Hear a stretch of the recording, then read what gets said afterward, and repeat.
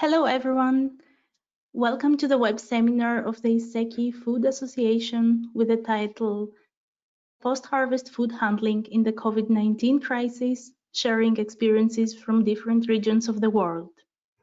My name is Fotini Chrysantopoulou and I am a project manager at the ISEKI-Food Association. Today, I will moderate this webinar together with the president of the ISEKI-Food Association, Paola Pittia, and the chair of the Special Interest Group Post-Harvest-Handling, Afam Gideani. The aim of today's webinar is the effect of the current global pandemic situation on the food supplies around the world. 5 experts will present the situation of the post-harvest sector during COVID-19 in their countries. To start with, I would like to mention that we are very happy to have more than 200 registrants coming from 52 different countries around the world. Now, I would like to introduce you to the control panel and let you know how you can participate. You will find the control panel at the right part of your screen. You can minimize it with the orange arrow. You can mute or unmute yourself with a microphone icon. You can raise your hand or type your question. All microphones will be muted during the web seminar and the session is being recorded. During the presentations, you can send us your questions, but they will be answered in the Q&A session. Please don't forget to indicate which speaker your question refers to. During the Q&A session, you can also raise your hand and I will unmute your microphone to ask your question. This is the agenda of today's webinar. Each speaker will present the situation in their country within 15 minutes, and then we will have the Q&A session. I will give now the floor to Paola Pittia to shortly present you the special interest groups of the ISEKI-Food Association. Paola. Thank you very much, Fotini. It's really a pleasure for me to introduce and to open this webinar of today, which is dedicated to an important aspect of the food system. The ISEKI-Food Association is an independent international non-profit organization that has been established 15 years ago within an Erasmus thematic network, and with the aim to support the outcomes of the European Erasmus projects, but actually with the main aim to strengthen more and more the interaction between academia, industry and research. And nowadays we extend it also to the wider community as the third mission also of the universities.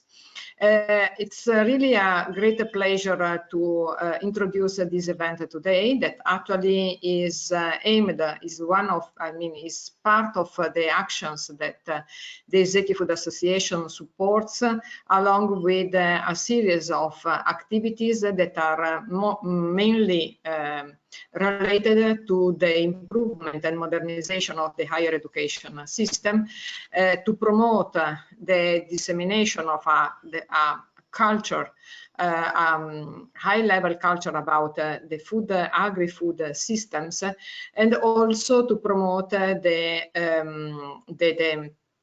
the networking among the scientists, teachers, and all the scientific community. For this reason, some years ago, we started to introduce a special interest group, which are somehow special subsections of the ISEKI-Food Association that are focused on a specific topic. We can list a series of them, and one just to mention among others on food waste, and this one, which is chaired by Afam Gideani, is dealing with the post-harvest handling, and this is somehow the result of the need to open a discussion and to favor a discussion about the most important issues which are occurring at the post-harvest level level as a let's say step of interaction between the primary production and the food processing. So this is just one of the SIGs that we have, the special interest group that we have. Others are related, for instance, on education in the food system. And soon also in this case, there will be significant changes that will lead to the launch of a new observatory within this special interest group.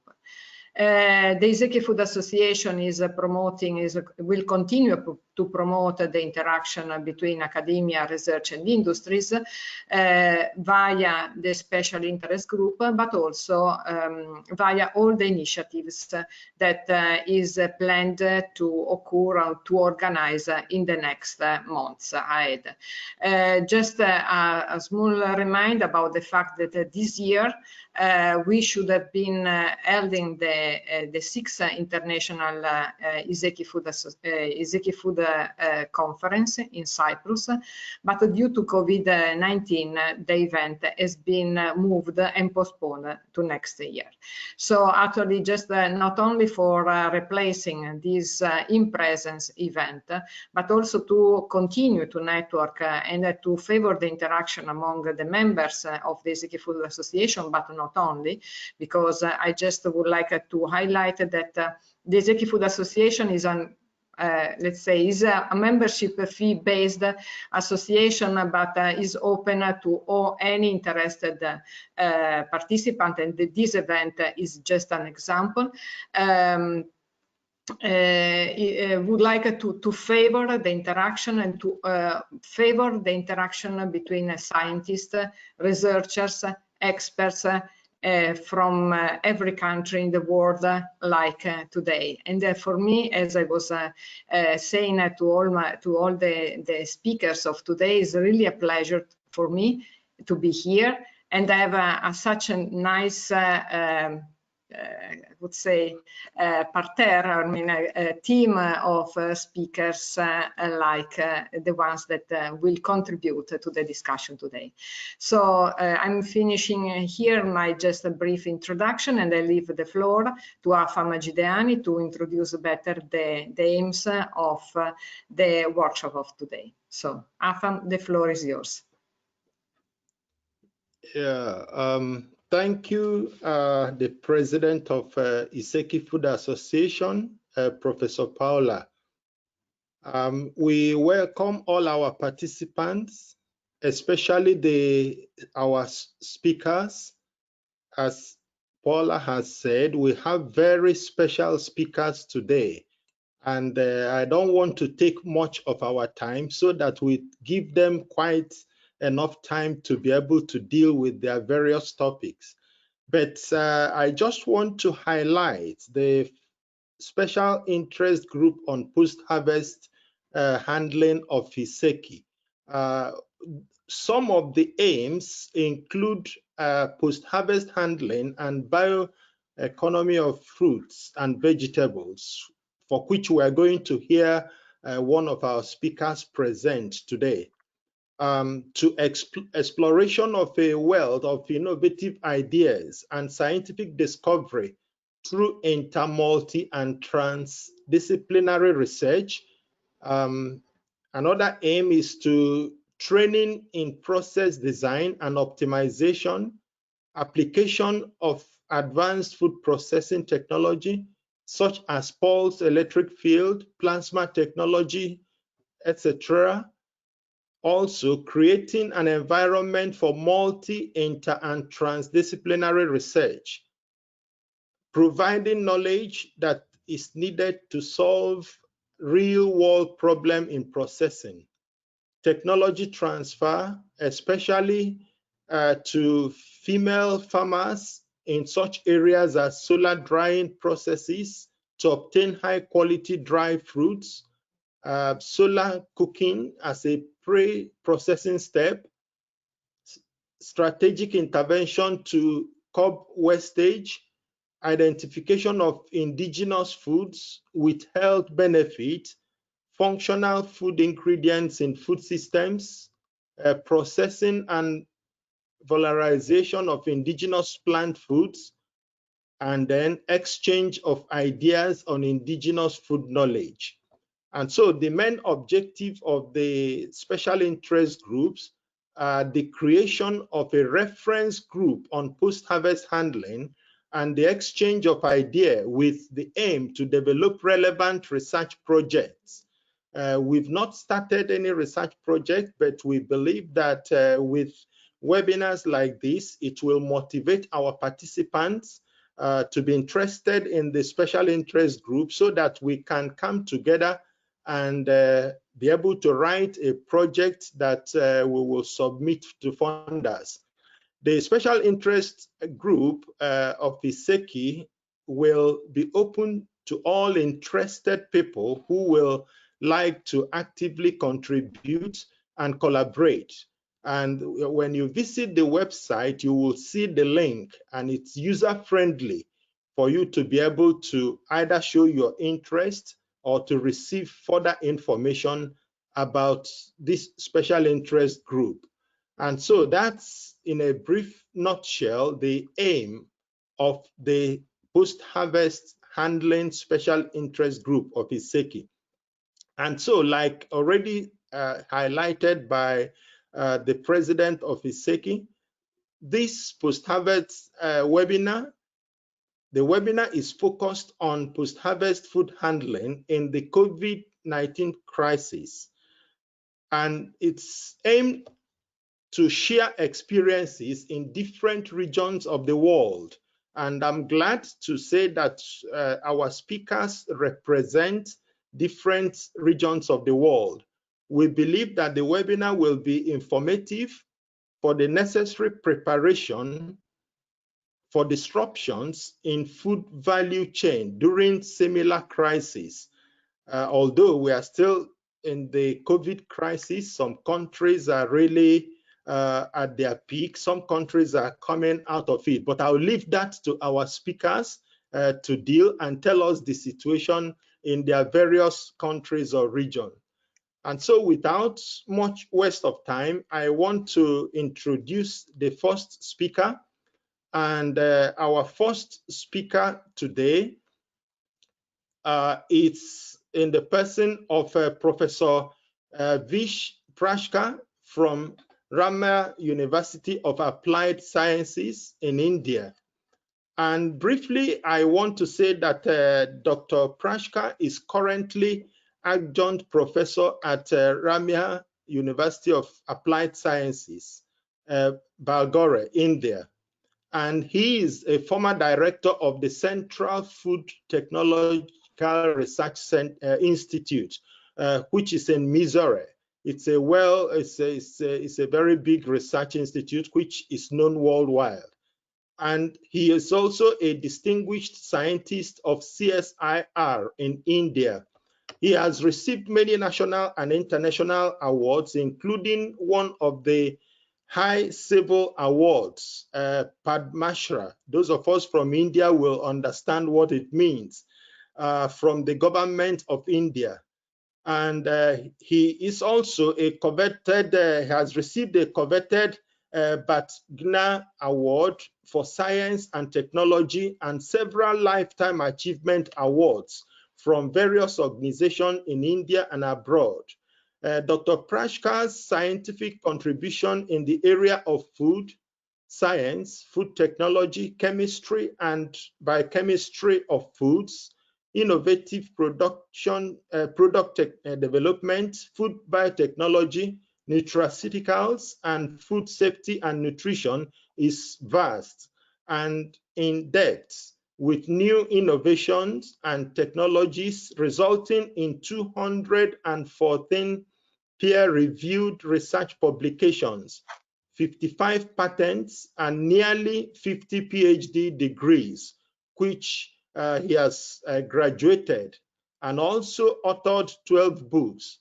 His current interest in food-based nutritional fortification for food and nutrition security based on regional agricultural materials, especially in meal and breakfast for children in remote areas is gaining momentum globally. So without wasting time, I call on Professor Prashka to give us his presentation. You are welcome. Well, thank you, Afam, for that introduction. And it's a great afternoon to all of you and a great pleasure to be with you all today afternoon.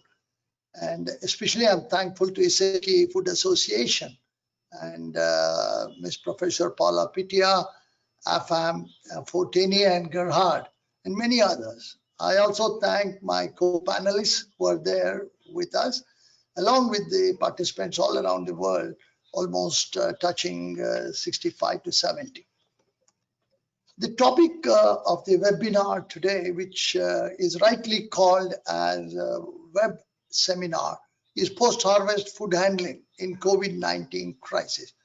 I would not have any slides because the time is in the next 13 minutes. I want to put some salient points for you to take home and also think about it.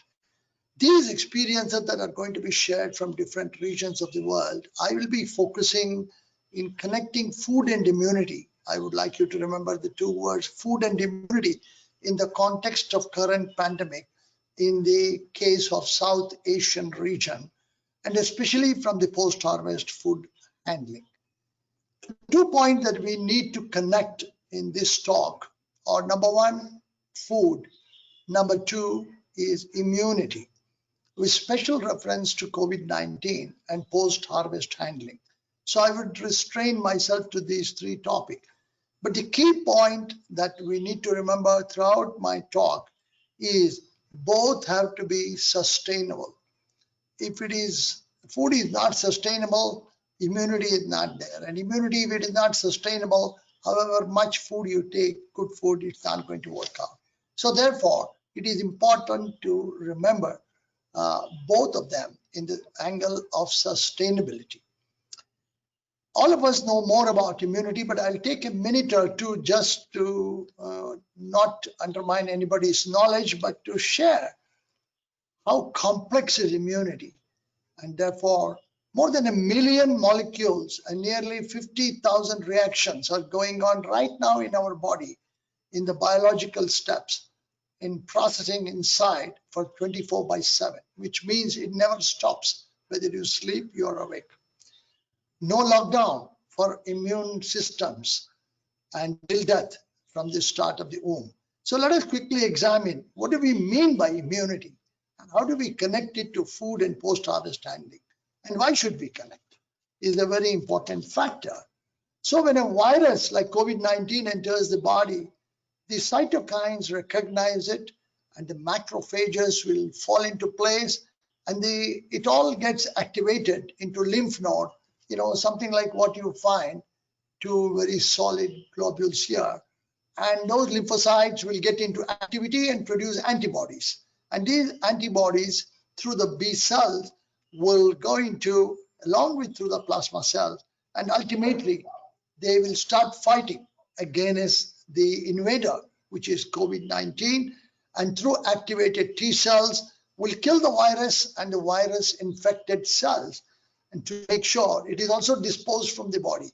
And all these requires millions of molecules, which are not be defined just like that. But even today, we are in a world of understanding that B cells make the antibodies, and we require those antibodies to fight the virus. And therefore, perhaps this much information on immunity is sufficient enough for us to address in this short time. Now we move on to food, having known about immunity. And food has to come from nature. It cannot be manufactured in a factory. I have to get the raw material to the factory and then only go into the food product.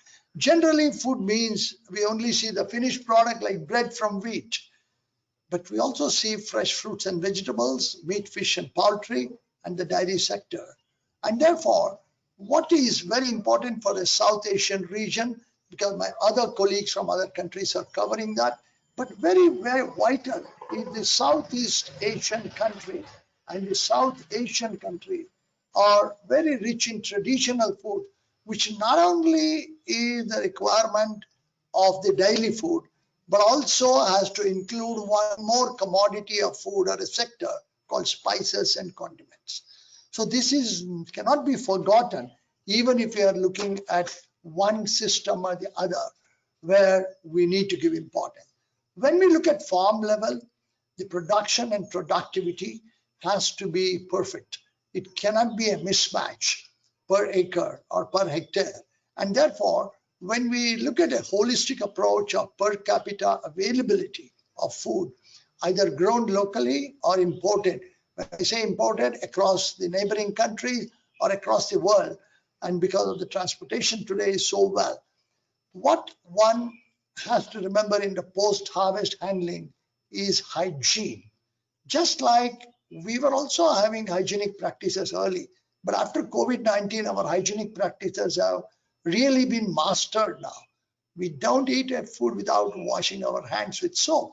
So this should have been done much earlier from our childhood, but somehow we took it easy and COVID taught us a lesson. Therefore, in post-harvest handling, the first priority goes to food safety. And that has to be really important. And in that angle, when we look at food safety, we also require food quantity. For example, in yesterday's report on the world estimate on foods and nutrition, nearly 700 million people go hungry to the bed.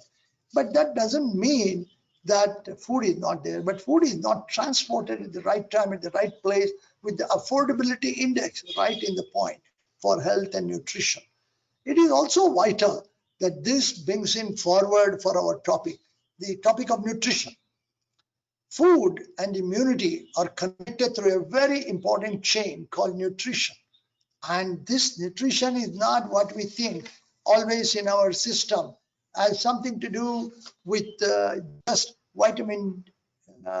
minerals, vitamins, and carbohydrates, proteins, and fats. No, in the growing of the food, which is fundamental, the nutrition to the food is equally important from the soil as much as the nutrition that it gives to the body to go into our microbiome and the gut in order to see that this is properly utilized.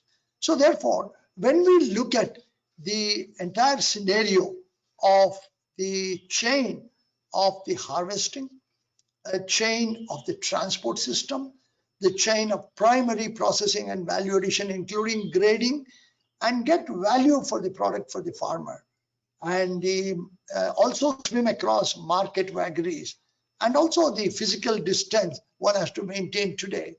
And in terms of COVID-19, this puts a big restriction on many of these steps. And how do we really ensure that food reaches the consumer in the COVID scenario? Because in the third aspect of COVID scenario, the food and immunity we are talking have to be just remember that it is not these 5 ingredients of carbohydrates, protein, fats, and vitamins and minerals, but there are other thousands of nutraceuticals that are equally important. And if one of them are missing, and more than 100 nutrients are very important for us, and these are only major ones, but if one of them is missing, the chain is broken and the immunity is gone. So therefore, you can imagine how important it is to have a variety of foods, and all of them have to play a combined role. And we can't decide what molecules to take. We can't decide what to eat in terms of molecules, but we can eat food and selected food in such a way that we can boost the immunity with proper system. So when we come to primary processing in the post-handling, there are so many other things in the area of COVID that we can take care. But we have to also remember, under the present condition of COVID, the comorbidity also increases with other complications. So therefore, we need to be very clear about pathogens that can affect the food. For example, Bacillus cereus, Bacillus aureus, and also Staphylo, and many others, including E. coli. So therefore, when we look at pathogens on the one side, we need to be careful. And when we look at all the staple grains, we need to look at much more nutrition. And therefore, some of the what is called wrongly by the world as orphan grains, unfortunately, it's a very wrong name. I would like to label them as nutri grains, like sorghum, like finger millet, and so on and so forth, hundreds of them, which are used in both South Asian countries and other countries in Africa, have gained momentum. And the processing for that is still not standardized because there's not a commercial aspect yet. So therefore, this requires an urgent attention to look at the way these are processed into making into multi-grain systems and making sure these are available on a priority so that we get all the nutrients that is desired for immunity from food that we eat, not only from the traditional angle of food, but a combination of spices, condiments, and many other things, including processing. Fermented food plays a very major role, and controlled fermentation is not that easy at home. So therefore, when we look at the big challenges that we are looking, the kitchen becomes an important factory for us. So small gadgets which can really work at kitchen level for a small family to a large family becomes very vital. And therefore, miniaturization of pilot plant is today a major point for especially the European hygienic engineering design, for which I'm quite involved, and many other engineering associations in the world. How do we make a mini pilot plant, very, very mini pilot plant, or miniaturize the factory into small kitchens where we can really do wonderful? Because there may be a time, we don't know the future yet, that we may not be able to go out that easily, but food being delivered by many other means, the raw material, but we don't know how to make bread, and we don't know how to make other ingredients put into one food finished product. So therefore, in this order of the system, in this demand of the system, we have to first ensure that food is available and the farmer gets the attractive price, and the farmer himself stabilizes and is out of COVID. If his whole family is affected by a system which he is not used to, like COVID pandemic, that much grain is not there. And therefore, it is but vital that the entire chain of COVID pandemic has to be kept in mind by the food handling and food processors like us, where we can't neglect, and we don't start from just a factory. We have to start from the farm. We have to look at the health of the farm. We have to look at the farmer and his livelihood in terms of 4 animals that he has many times, and also small farmers holding less than 1 acre. So we can't use a combined harvester there. So therefore, all these parameters have to be revisited now into minute technologies, which are affordable and available, and at the same time accessible, such that the food goes to the urban area, and the urbanites who are illiterates in terms of growing food at least get something to eat. Otherwise, they will be hungry. And what we talked about, 700 million people who don't get food because of poverty, may be the same state of affairs with urbanites if the food doesn't reach them in full form, because they cannot grow. They have no idea how to grow a plant of wheat. And therefore, in the end, I would like to say, when we talk about sustainable sectors, we need to look at models of a 60, 70 kilometer radius where we can work out a very clear pathway of systems which is sustainable. And that is possible. And India has shown one of them is dairy sector. The milk in India doesn't travel more than 65 kilometers average. And it's #1 producer of milk for the last 18 years. So therefore, it is sustainable. Time has shown and space has shown. So it is possible to have models from different countries. My other colleagues in different countries will be speaking.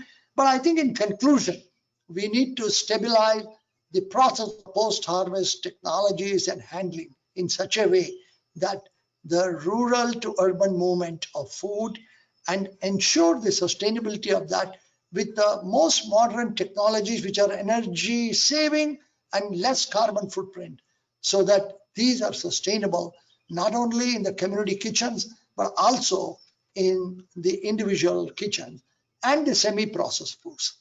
We can't give raw material always.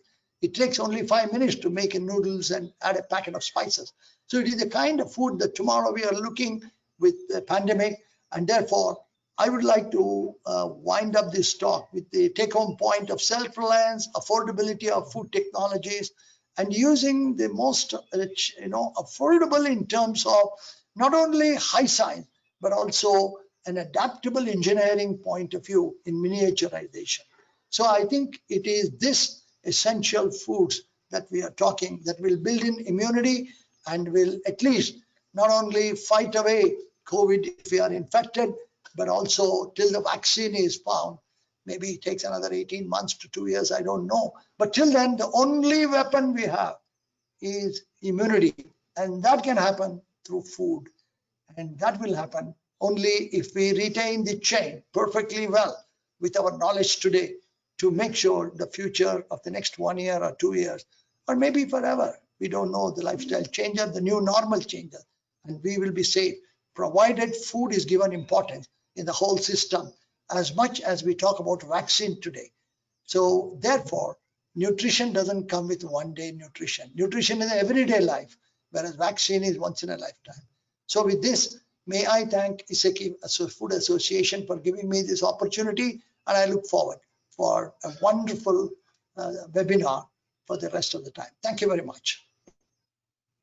Yeah, thank you, Professor Prashka, for that wonderful presentation coming all the way from India and environment.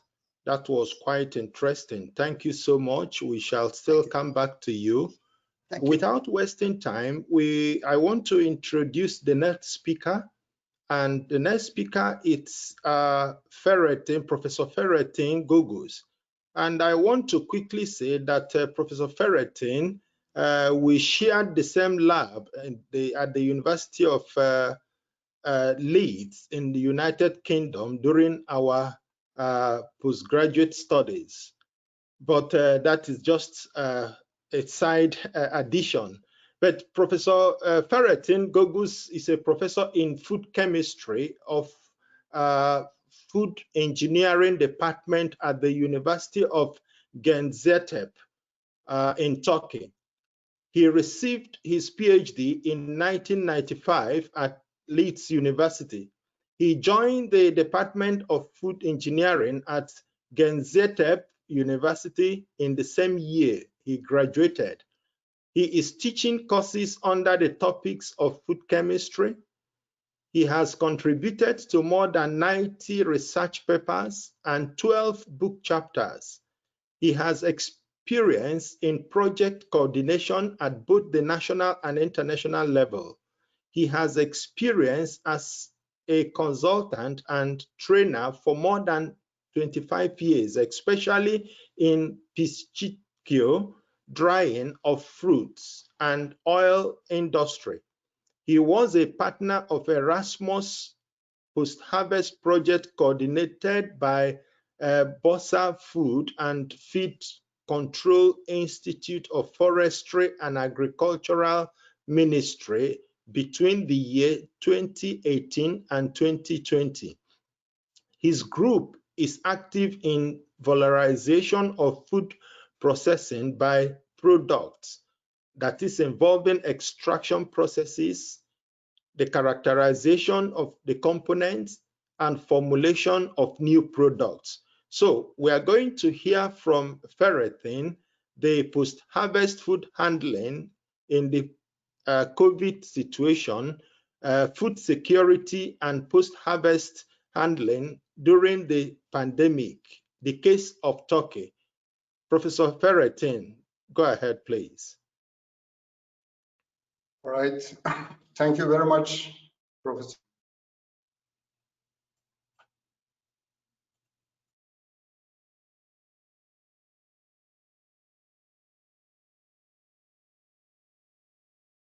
Is there a Yes, Ferretin, we don't hear problem? For your introduction, first of all, and I'm not sure.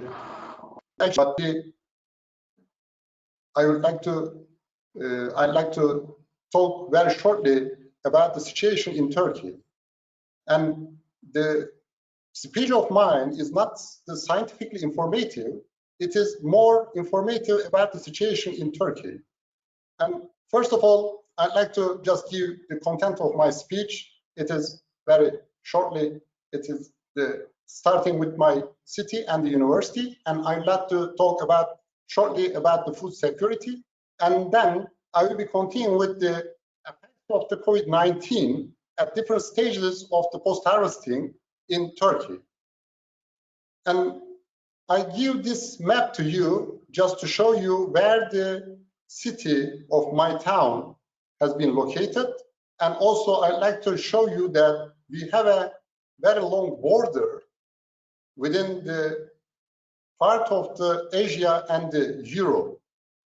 And it is important because we have many borders to export and import. And other than that, Gaziantep is situated, as you see in here, very close to the Syrian border. And you know the situation in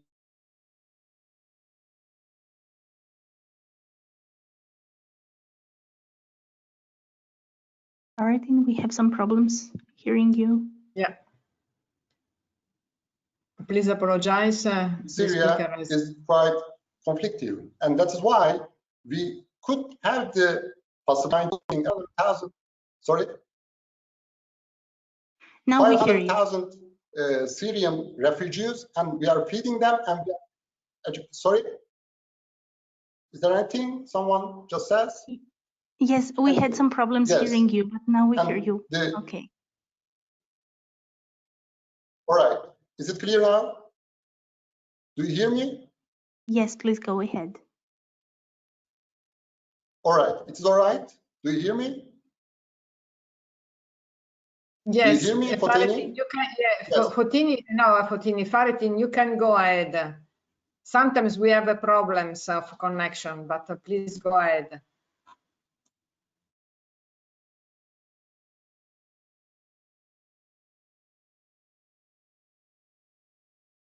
Unfortunately, Fotini? Yes, I think unfortunately we lost connection with Faritin. Sorry. What's the problem? I cannot see. Do you hear me? And can you see me? Yes. We see you frozen. I will close your camera and maybe try to just present your presentation without the camera, okay? All right, sure. Do you see my presentation now? Yes.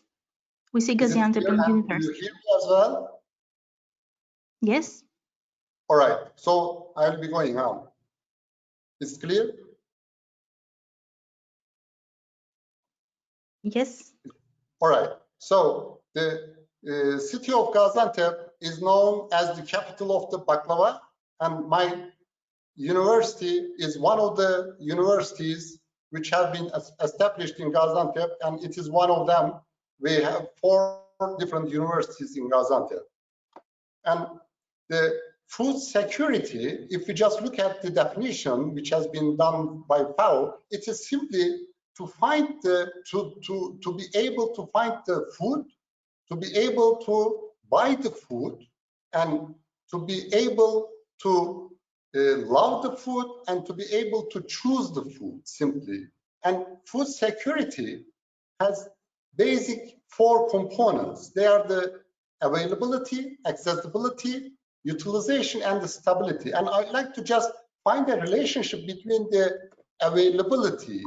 As you can imagine, during especially the curfew days, it was not available in many countries because it was not have been harvested and transported to reach to the consumers, and it was not available basically. So we should be making available in such days.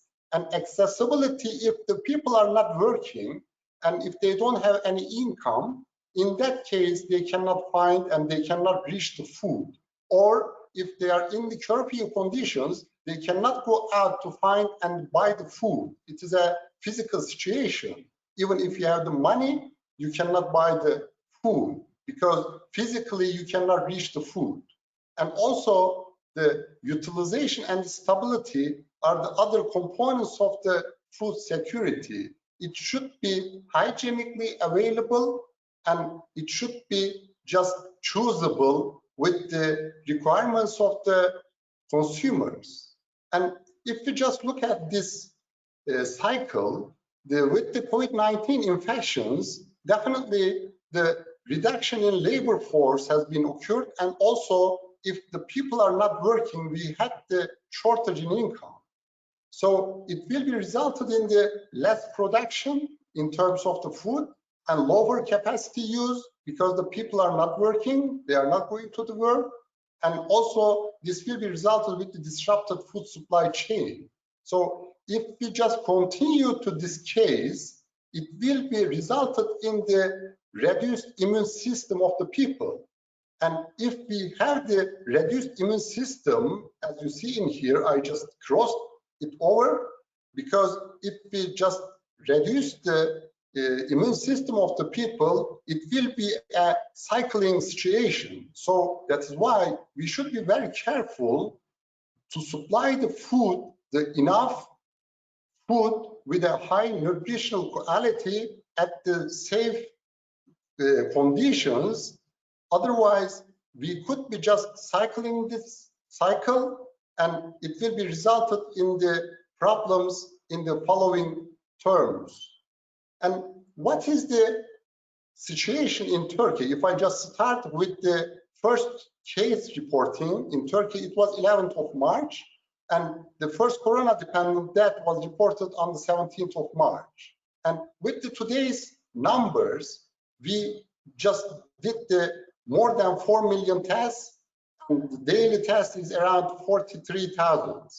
And the cases overall up to now is more than 200, and the daily case is 992 on the 14th of July. And the total deaths up to now is over 5,000, and the daily deaths is around 20. Still it is continuing, 19, 20, 22, but it is still on. We have a certain recovered patient, but we have still an intubated patient number. It is, even if it is quite low, we have the intubated patients at the hospital.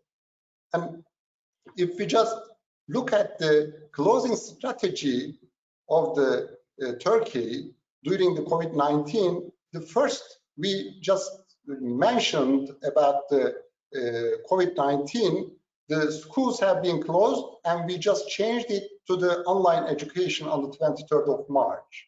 And on the 17th of March, almost all shopping malls, cafes, cinemas have been closed. And following this situation, the government announced an economic incentive package. Especially for the farmers, it was very critical, and it was also applicable for all producers and the people not working. Because if you just close the cafes, cinemas, shopping malls, there are many people, they do not have any job to continue. And that's why it has been important. And curfew was applied in the beginning for the people over the age of the 65. And even if the flights, international flights, have been just stopped on the 5th of February with the China, and it has been continued with the Iran and the South Korea, all international flights have been stopped on the 27th of March. And following that, we stopped also the travels between the cities on the 3rd of April. And at the same day, we also stopped we just started the curfew for the people below the 20 years old. And overall curfew applied only 5 times in Turkey during this period. And they were mostly the end of the weekends, and also on some of the national days, and also some regional religious holidays during that time. And that is why the people basically just going their work.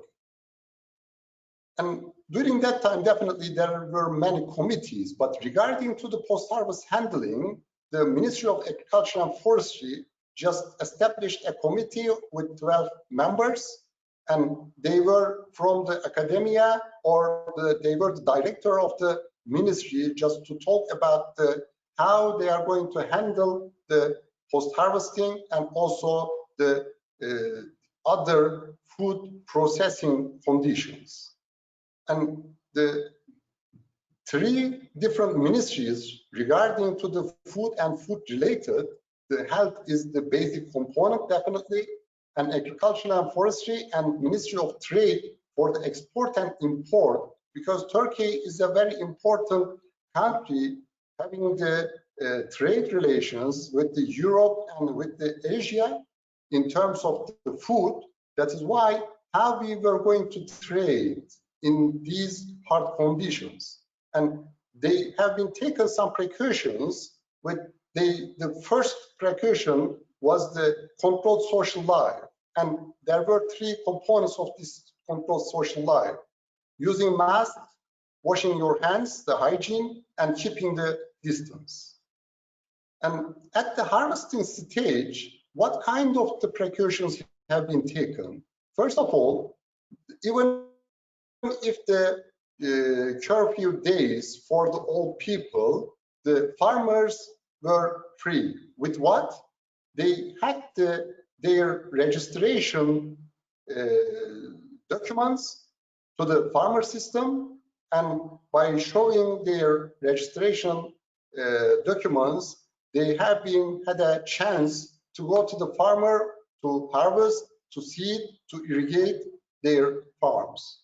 And that's why actually there were no stop regarding to the preparation of the field, irrigation, seeding, or any harvesting stage. And at the same time, as I mentioned just a few minutes ago, the announcement of the incentive packages, one of them is to postponing the loans of the farmers during that stage. And another important point that the Turkey was quite advantageous during this season of the curfew season, especially because it was only the fertilizing stage for the fall season products, and also it was just the preparation and the seeding period for the summer season products. And we just finished the citrus fruits before the curfew period, and by the end of the May, most of the fruits have been started to be harvested. Only the fruits and vegetables was necessary to harvest was potato, onion, lemon, and the cherry. And what was the situation in the transportation? Yes, you just collected, you harvested your products, but if the transport personnel is not working, how you are going to solve your problem? Yes, regarding to that, the government has taken a precaution regarding to the transportation personnel as well, and there was no curfew restrictions for them as well, because they were just using their agricultural product transport waybill documents. If they were just carrying a food product, processed or unprocessed, in that case, they were allowed to do their own job. That is why the fresh fruits and vegetables and also the processed foods have been just transported, and they have been reached into the wholesale markets or to the retail markets. And also regarding to the processing stage, the food plants are producing while Turkey is staying at home. There was a slogan, something like that, and they got the permission to go their job, and they just continued to the production. The production from the fruits or vegetables, or the production from the cereals especially. And also at the processing stage, as far as we know, and the World Health Organization announced, the viruses do not cause the, which are causing the respiratory illnesses, they could not be transmitted by the food.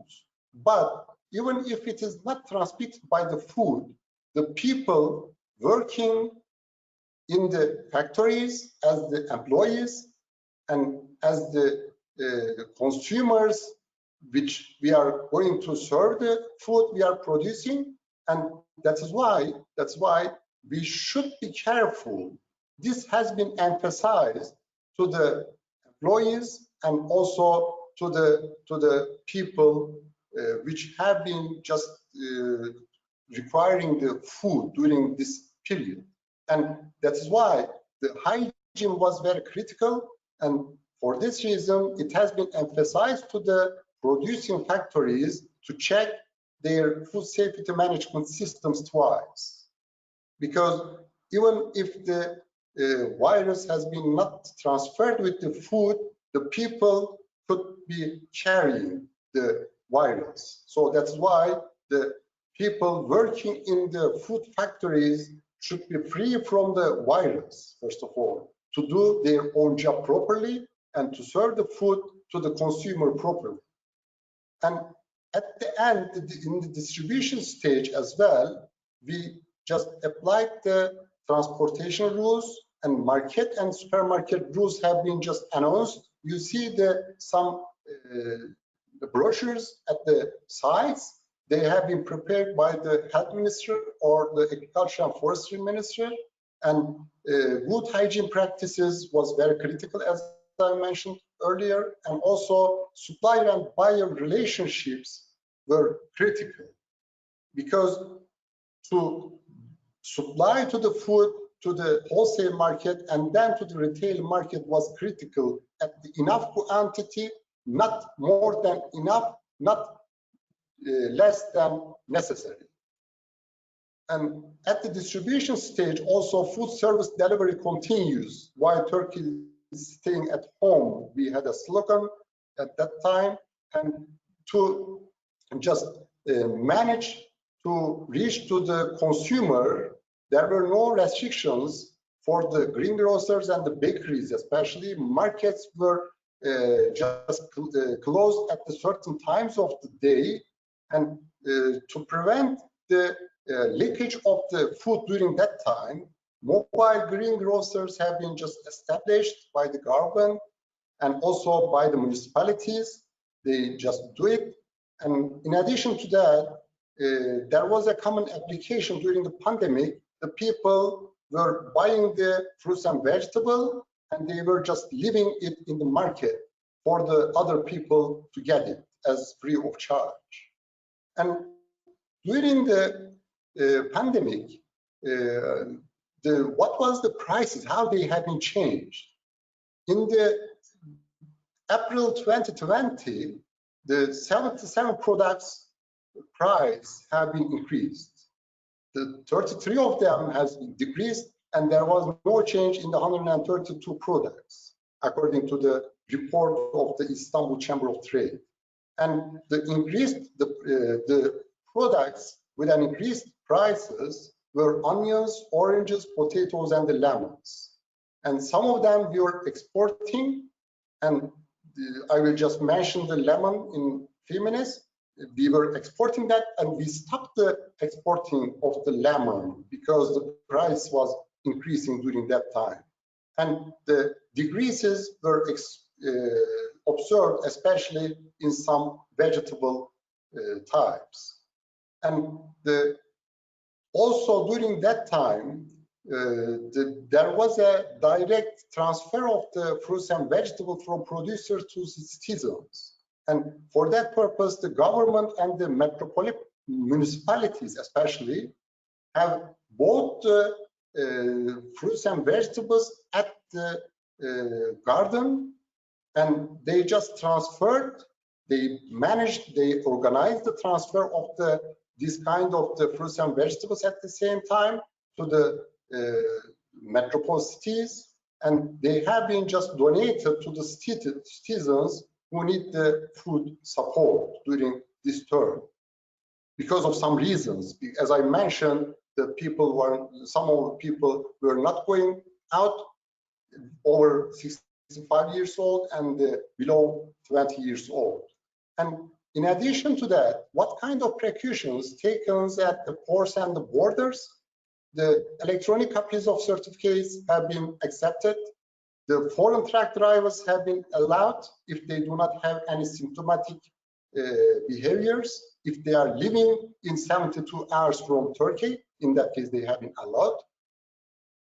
And in addition to that, the driver trail change has been applied during this tour. How they have been just managed, the driver in Turkey side was just driving up to the border, and the trailer has been changed, and this trailer has been carried to the other side with another driver. So by this way, the exportation and the importation process has been continued with no stop. And I would like to give just a few examples of the fruits and vegetable exports to the Europe. And yes, yes. We are running Yes. out of time, so please, if you can go to the All end. right, I'm coming to the end. Yes, thank you very much, Paula.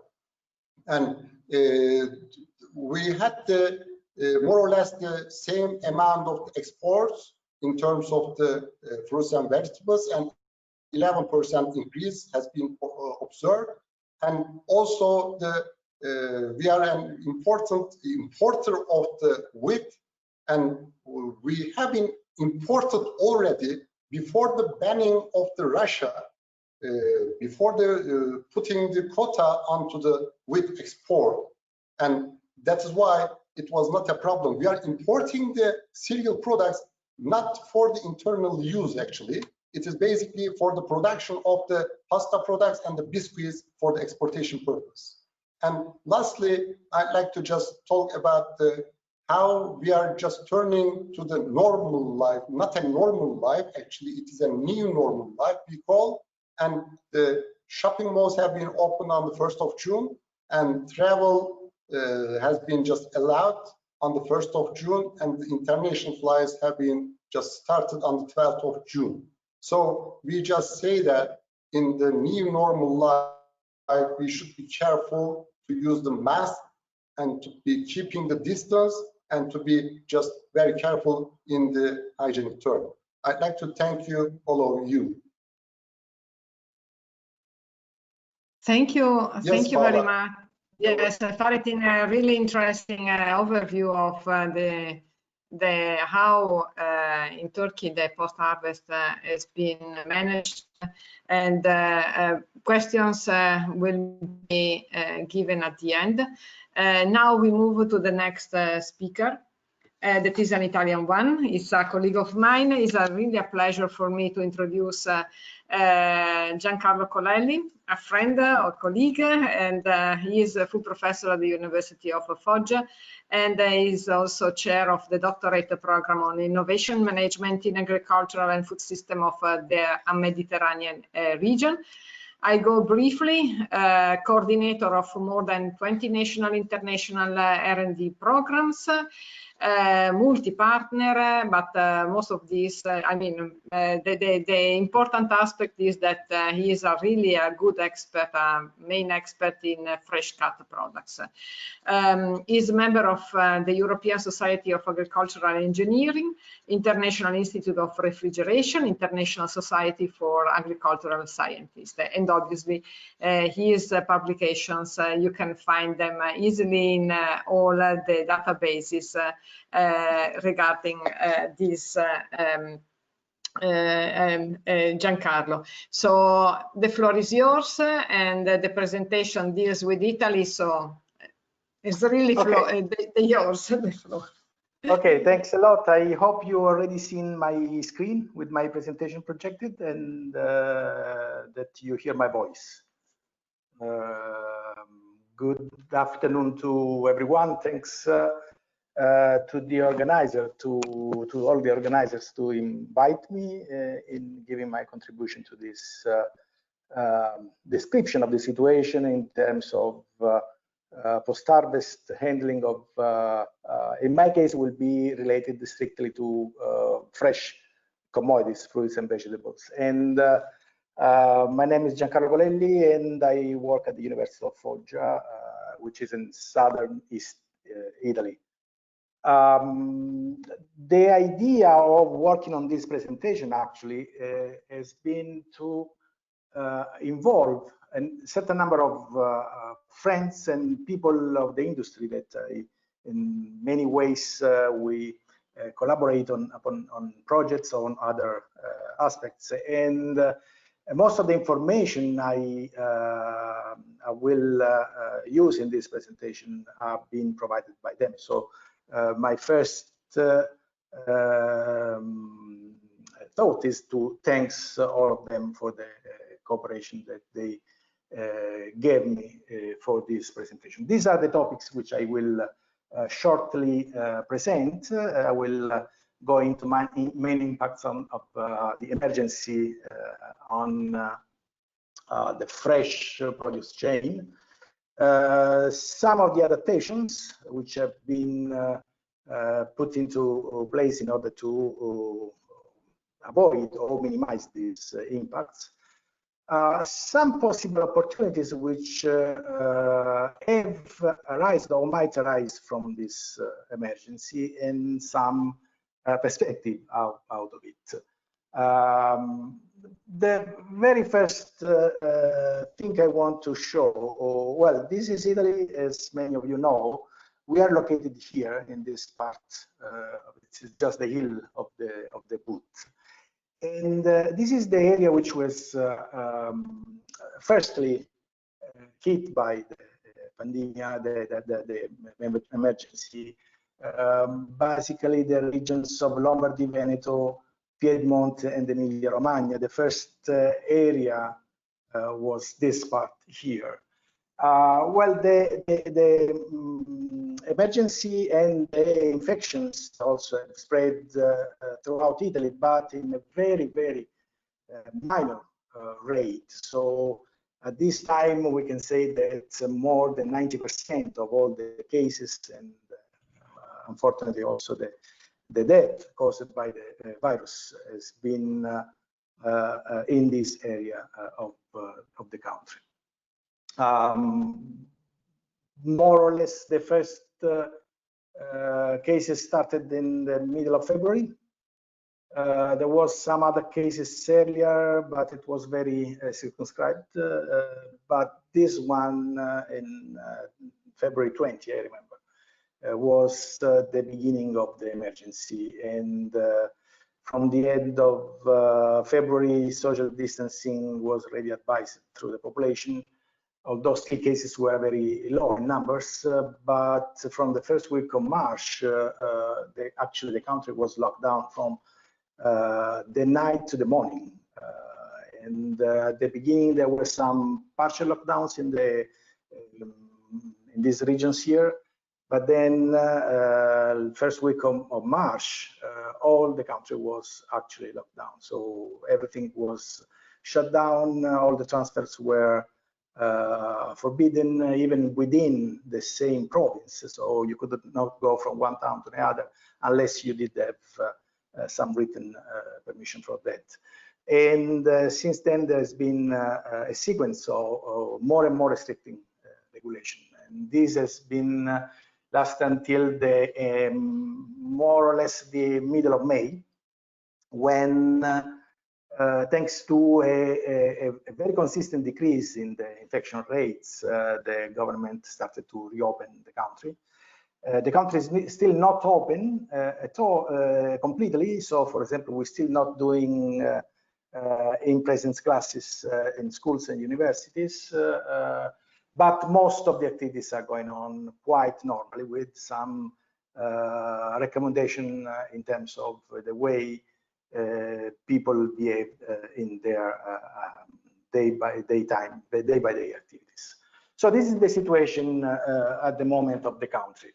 Of course, most of the impacts that we have had in the fresh produce industry were related to the regulations. So the regulations required companies implemented all safety procedures, which were a lot. I'm just going into some of them, but not the one which was specific with the fresh produce industry. You know, all the distancing whenever it was possible. When it was not possible, those activities were cancelled or shut down.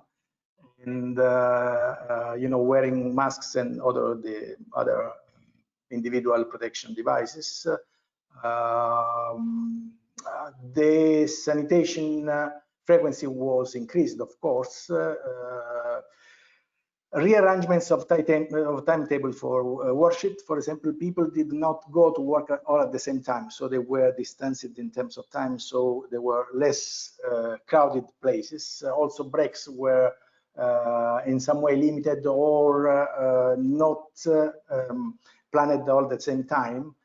Of course, body temperature control at access point. Most of the company avoided transfer within the company, different operations, unless it was strictly necessary. And also access to common areas were heavily restricted, or if not cancelled at all.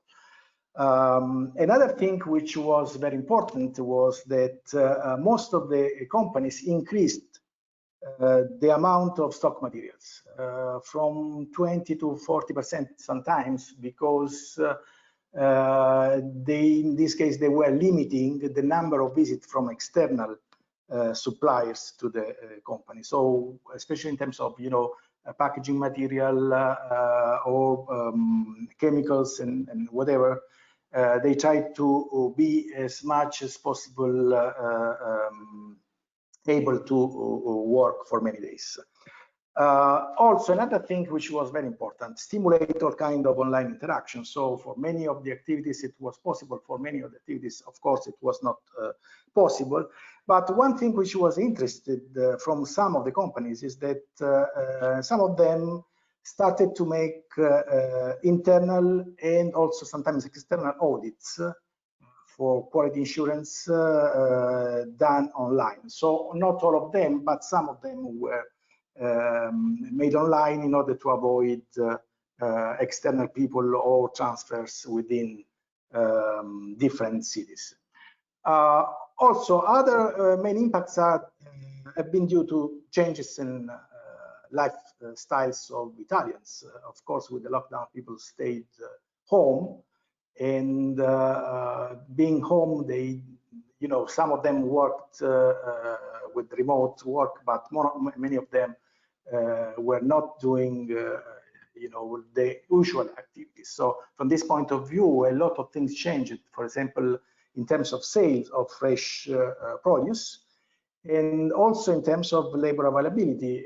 Labor availability also was in some way affected by the difficulty to travel within the countries and from outside to enter the country. So there was a very important limitation. Another aspect related to impacts are, for example, the logistic part. A lot of products which was used to be imported, for example, from Northern Africa or some other close countries, is not being imported anymore in this period of time. In terms of sales, very rapidly, sales increased for fruits and vegetables, both in sales and volumes during these lockdown periods. People used a lot of fruits and vegetables, so the sales have increased. Also, prices have increased from some products. There's been a shift from bulk and packaged product to pre-weighted packaged products. So people like to buy things which were in a package instead of buying things which were there in a bulk situation. Most probably they felt they were safer. Of course, preference was for long shelf life fruits and vegetables. Apples, oranges have had an increase in price, very important. Apples the same, kiwi the same. Most of the national stocks have been finished. Actually, but there's been no shortage during the lockdown period. Nuts also, in terms of sales, have increased. The share of organic product has increased. People thought that taking more care about what they're eating was important in order to, increase immunity or to fight the possibility of infection. Most of retail markets increased the sales, also because, as we'll see, all the other markets were not functioning or functioning very limited. There's been a big increase in line market. Lots of people ordered their fresh fruit and vegetables, which were delivered, and this was done through the large retail organization, but also This was through specialized platform. Another thing, Italianity or localism is a reassuring driver appreciated by consumers of fresh fruit and vegetables. Another important thing, fresh cut, ready-to-use fruits and vegetables have been decreased in terms of sales, a very important decrease. So people opted for fresh fruit and not for fresh cut, not for ready-to-use. Most probably because of shelf life, which was much shorter, and most probably also because they had more time to prepare their own food. Street markets and ambulance have been actually shut down, so this type of distribution is not working. Food service is not working, and another things, cut flowers and ornamentals have not been sold because most of the ceremonies have been cancelled. As I said, the labor availability. Yeah, Giancarlo. Yeah. Thanks. Okay, thanks. Labor availability was very limited, especially for people which was coming outside the country. People has a very important workforce which comes from outside Italy, especially for working, for harvesting. And also another thing was the physical distancing for some operation was very difficult. Sometimes even internal workers did not go to work for fearing of infection. Very rapidly, main adaptations. This is more or less, a typical flowchart of the operations for post-harvest handling of fresh fruit. As I said, harvest was one of the operations which was affected. The same with trimming, grading, and sorting operation. When possible, concentrations of sanitizer were increased whenever it was possible in order to ensure more safety. Packaging section was reinforced, especially with flow packaging machines. And when possible, also storage rooms were sanitized more often, and the use of ozone gas treatment has been very fashionable in Italy. Also some rearrangement in terms of incoming orders. When we go into fresh cut produce, fresh cut operations in Italy usually they are already applying all the safety, most of the safety measures which were imposed through the emergency. So use IPDs was normal. Usually the operation of fresh cut processing, especially for salad, they see a very limited amount of used labor force. So from this point of view, the problem has been less. And just to show you, these have been the decrease in sales. This is in terms of volume. May minus 10% compared to previous year. And if we look at it in terms of value, in May we had a decrease of 14%. Some of the adaptation, rescheduling, sowing, and transplants in relation to market, high and lows. Consider that for some, especially for baby leaves, which is an important share of fresh cut salad market in Italy, they had in some way to give up to some seeding, the new planting, etc. Also in terms of harvest and preselection, there was a very important change. Another thing, rethinking management of raw material and cotton. So usually there is the first in, first out operations. In this case, some of the things were changed a little bit. Rearrange incoming orders and management, and reconsider shelf life, potential, and estimation. That's another important thing. Most of the fresh produce in Italy is sold with a 7-day shelf life, while usually the product has at least double the potential shelf life. So this is very important in terms of also responding to the crisis, and focus on important marketing levers like the origin, the type of product, the origin, and whatever. It's important. There's been a very important interest in terms of mechanization of the operations, both in open field and in greenhouses. For example, some implementation of novel technology like this, which is a mechanical harvester, which also does some screenings for defected products and foreign bodies directly in the field. So in this way, there is less need for this operation in the field. The same with sorting within the packing house. there is a number of available technology for all kinds of different products. So these are been implemented in the past, but a lot of companies are looking into this. And a lot of automatization in terms of fresh cut processing, especially for salad, and starting also for fruit. So all the operations are done without the use of laborers, without the use of humans in all the operations which are related to fresh cut processing. Increased sensitivity towards sanitation, and as I said, ozone has been very fashionable for environment sanitization surfaces in working areas, but in storage rooms. Even in, this is not related to fresh fruit and vegetables, but even restaurants, they started to use ozone to sanitizing the space, and there is this kind of green label for the sanitization of the rooms. Flow pack machines for increasing the amount of prepackaged product. And of course, this allows the modified atmosphere packaging, which is something which contributes to the extension of shelf life in the product. Opportunities. Process automation as a reality, both in production, post-harvest handling, and processing. A lot of companies are thinking into this. Implementation of smart, remote, online working whenever possible.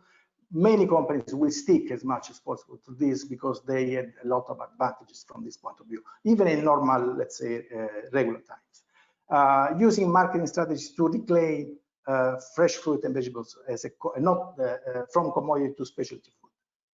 More and more, we have to give value to the fresh fruit and vegetable because it's a very important part of the diet. Rethinking packaging. They're using too much plastic, but the problem has to be in relation to the environmental impact of the packaging. Redefine the concept of shelf life. I will use one slide later on this. And retain and give value to all chain, including providers and labor. That's an important part of the thing. Fidelity of providers, fidelity of labor workers have made a difference in many companies. Some perspective, the long wave effects are not really, how do you say, good in terms of, forecasting. A lot of observers, at least this company here, forecast a decrease in terms of sale, both in terms of volume and values for fresh fruit and vegetables in year 2021. This is related to the the decrease of the incomes of people, and people will become poorer in 2021 compared to what it was used to be. And this will impact on many goods, including the fresh fruit and vegetables. Research and development and innovation transfer will play a major role in this in order to minimize this effect and mitigate this effect. I'm using this as an excuse because, during the month of May, I gave an interview on how, for example, you could minimize losses in terms of fresh fruit and fresh cut fruit and vegetables with a different approach to shelf life, in order that instead of using the first in, first out strategy for using raw material, you could use first the one which has lower shelf life and then the one which has a higher potential of shelf life. We did some work on this, and this paper here, which is coming out, is very important because there is a very interesting approach to shelf life prediction for, in this case, it's a baby leaf, but this is based on 5 years of works with products from different environment, different places. Another thing, this project, which is related to how you can give value to your product in terms of, sustainability and the low impact that you use in terms of production. And this is very important in order to offer an additional lever for marketing your product. And last, this is a cost action which will start in fall.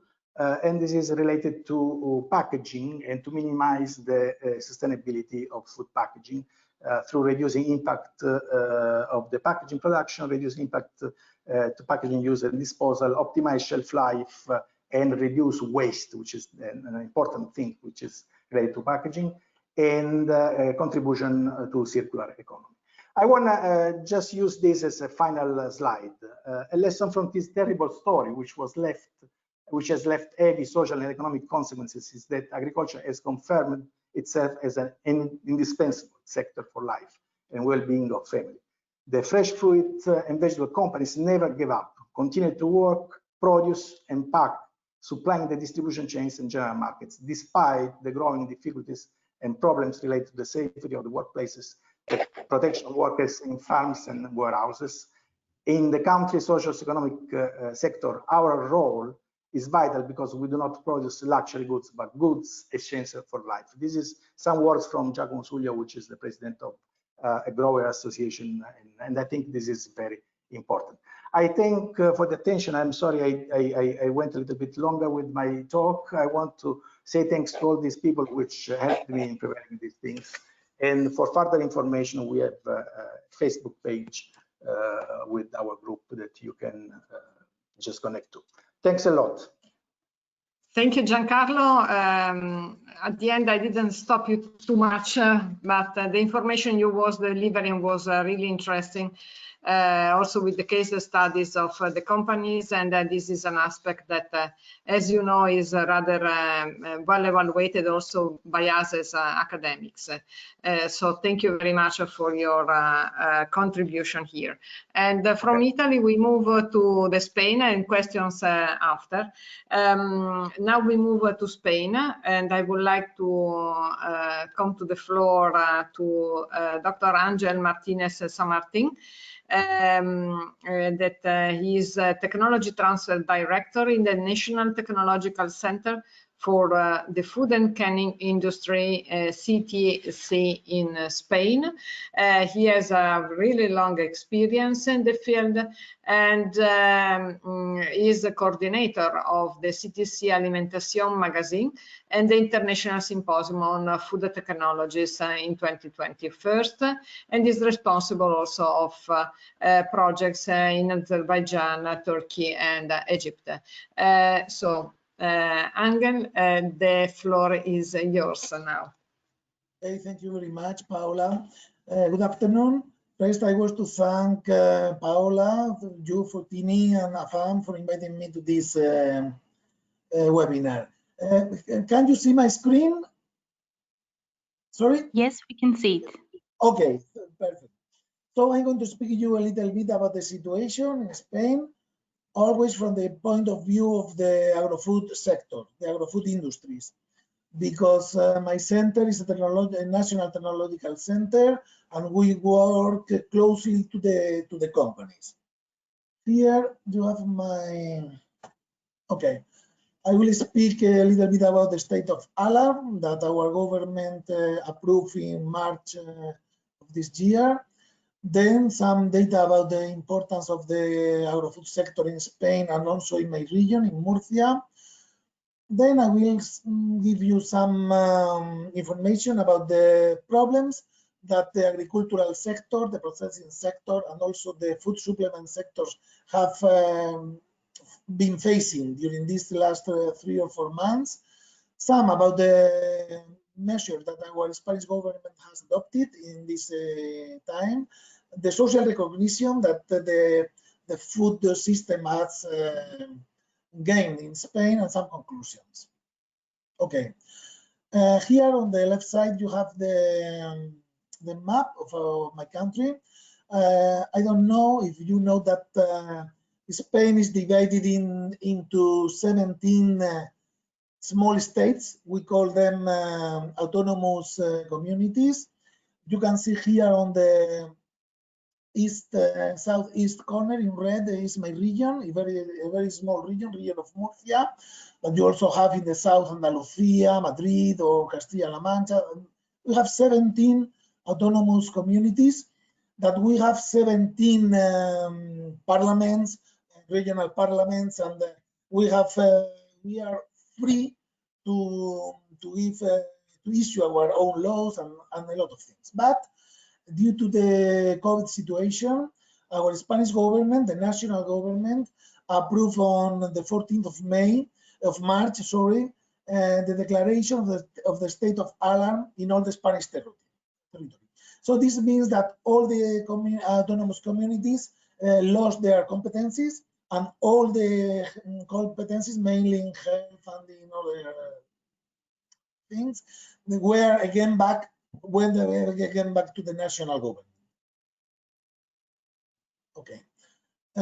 According to our Spanish constitutions, the state of alarm has to be declared only for 15 days, and then for 2 weeks, and then you have to ask for permission again in the national parliament for extensions. So here you can see something like a chronogram. In the mid of March, we had the first the declaration of the state of alarm, and we have the first 15 days, and then we had 6 extensions, and the state of alarm in Spain finished in the 21st of June this year. This state of alarm means that the circulation of citizens is restricted, the supply of food and products necessary for public health is warranted, and other activities are regulated, like the schools, face-to-face education, distance work, social distance, etc. It's very important that in this decree, national decree, the agri-food sector was considered like strategic. Okay. Okay. Just for you to see the importance of the agri-food sector in Spain, here you have some numbers. For example, the agri-food sector has more than 30,000 industries in Spain, and together with the auxiliary industry of fertilizers and seed and other transportation and food distribution, means about 11% of the national gross domestic product. Okay, here below you can see also that the agri-food sector generates almost the 20% of all the industrial Spanish employment, and Spain is also the 8th largest agri-food exporting power in the world and the 4th at the European level. Okay. The region of Murcia is this small region in red in this corner of Spain, but it's also very important in agri-food industry, in agri-food production.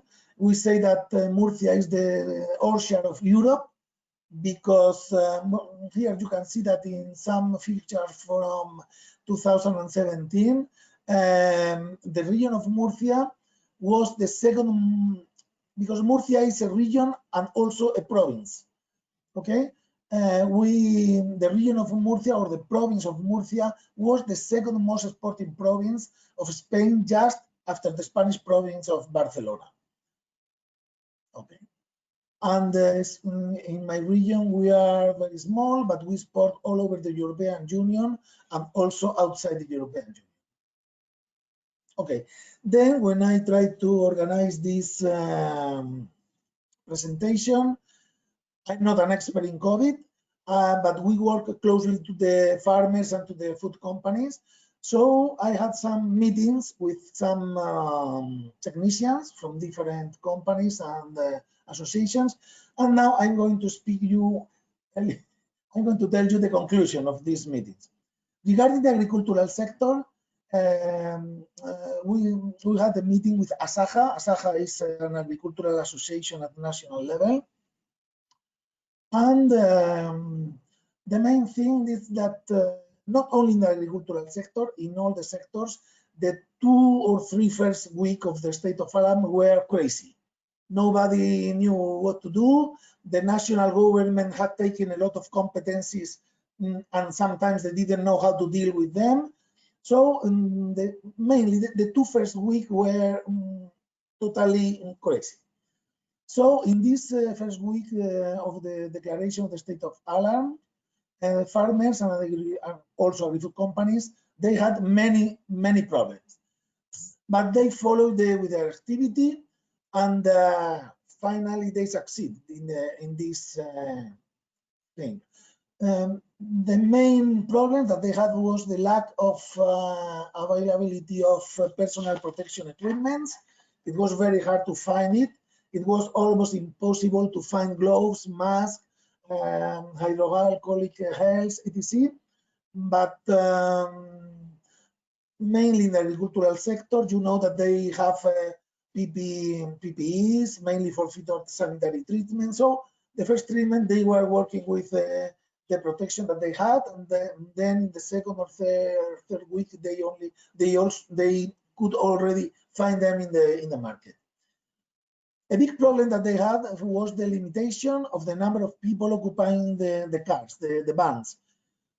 I don't know in Italy or in Turkey or in other countries, but here the people working in the countryside, they go in vans with for 10 or 15 persons, and then they take from the city and they go with them to the countryside. And in this, our government was very strict, and there only could be one person per row. So if a van for, I don't know, for 10 persons, sometimes you only could have 4 persons in this van. So this was a big problem, and they had to make a lot of shifts with workers, and it was a big problem. As I have already said, the food, all the food industry or the food sector was considered strategic. So they had no problems to circulate between regions of Spain or different cities. But the problem was that all the service areas were closed, hotels were closed. So all the drivers of the lorries, and they had no food. They couldn't find food anywhere. They had no toilets, no rooms to rest. So this also was a big problem. And also that the supply of some inputs that the farm needs were also very hard to find. But the Agrarian Association, they make a claim to the government, and then they facilitate also. After 2 or 3 weeks, they solve also this problem. Okay, and also the agricultural sector, they had many losses because of all the bars, all the restaurants, hotels. They were closed because of the lockdown. Okay. All the associations in the agricultural sector were helping the farms and the farmers, and they issued some good practice guides and these kind of things. And it's very important to say that the agricultural sector has demonstrated its strategic nature during the pandemic, because they have been able to continue producing food to supply the population during the confinement. And also they were working all the day, and in the afternoon and in the weekends, they were to the villages and the cities in order to spray hygienic, to disinfect roads and this kind of roads and streets and everything. So people, the Spanish population is very grateful with them. Okay, regarding the processing sector, as in other countries, at the beginning of March of this year, they adopted some preventive measures for guaranteeing the safety of workers, and on the other hand, also to ensure the proper functioning of the supply chain. All these measures included some actions regarding hygiene, control of temperature of the people at the entrance of the facilities, regarding the transport, also hygiene measures for loading and unloading goods, for the busy teleworking, external companies, etc. And also, most of the processing companies, they every week or every 2 or 3 days, they had some special treatments for all the facilities make a disinfection of all the facilities and all the accesses of the companies. The COVID crisis has also made some modification in some work habits. For example, teleworking. A lot of people from the companies have been working at home, and with very positive results.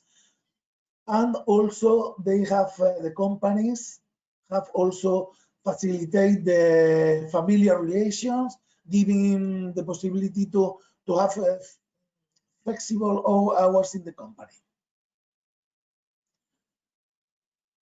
Some departments of the company, they cannot work at home. For example, the quality departments, they work closely with the production department. So most of the personnel, they had to go to physically go to the work in the company. Of course, adopting the established security measures. But many companies have told me that the most striking change has been that of the remote audits. They have started making remote audits for ENOR, the Spanish certification agency, SIGS, etc. And they say that probably they will continue in the future with this kind of audits, not face-to-face audit, but remote audits. Okay, this is some information about the company Sinara, that they have factories in China and also in South America, in Costa Rica, I don't remember.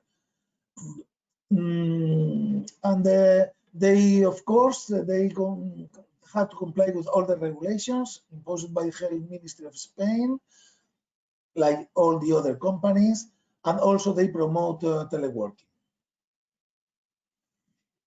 But I put this information of Sinara because they gave me some information about their sales. They have some positive impact from the crisis and some negative things. The positive things is that the orders for the retail channel were increased, okay, with an average of 60% for the months of March, April, May, and June. April had an increase of 100%. This means the double of the normal for a normal month of April, and already in June it decreased to the 20%. But also they have a negative impact because the HoReCa channel, because all the restaurant, bars, hotels were closed, and reduced the orders by 70%. But the good thing for Sinara is that the main channel of sales is retail, so they have a very positive impact for the crisis. Okay, I was also... Angel, yes, Angel, yes, the time is out. Okay, thank you. I finish in 2 minutes. In some companies for the food supplement sector, that this is very important for the immune system, they had problems because they work with some active ingredients and raw materials that they have to buy it abroad Spain. Okay. Our Spanish Ministry of Agriculture and also of Health, they adopted some special measures. Here you have the relation. Mainly they are giving some money for special actions, and also to postpone some deadlines of submission of application or whatever. We also have some institution from the government, and they made special calls for research project for COVID-19. I have already said something about the social recognition that the agro-food sector had from the Spanish society. In the region of Murcia, there we opened a social supermarket with food that was given for free by a lot of companies in the region. And like the most important conclusion is that the smooth running and active collaboration of all the links in the chain has ensured the food supply in Spain during this crisis. And as someone has told before, the agricultural sector and the food sector has become one of the basic pillars of the functioning of Spain, together with the health sector. In this crisis, the main sectors have been health and agri-food sector. And here you have some more conclusions that you can read them. But the most important also is this, that that it has avoided the speculative increase of prices. In Spain, the prices of all kind of food has been the same in the lockdown and before the lockdown and after the lockdown, only with some very small differences. Okay. So from my part is everything finished. Okay. Thank you very much, Angel, because also in this case, we learn a lot about the approach of your country in facing the issues of the post-harvest. And just to confirm that we can say that the food sector was the one that was the best prepared, as being able to face better than others the issues and the crisis induced by the COVID-19 lockdown. So, and this is thanks also to all the research and education which is behind. So, thank you very much, Angel. And now we move, we are a little bit late, but last but not least, we have the contribution of Nuri Grasa Reboledo from Chile. Actually, we are moving from the east to the west, so actually it's really a pleasure for me to have this really interesting landscape of experiences and case studies here today. She has a degree in chemistry, and actually she held the position as a scientist and management manager in the government in private organization. And as a scientist in the Chilean Nuclear Energy Commission. She has served as expert in several countries of Latin America, and she was present also of the EOAC Latin America Caribbean session during different periods. And actually, the main achievement also during her direction in the Chilean Food Quality and Safety Agency in a certain period was the establishment of the National Food Safety and Quality System and the National Relation Office for the Codex Secretariat. And in this position also, she is the president of the National Codex Commission. So actually, thank you very much. And please, Nuri, the floor is yours.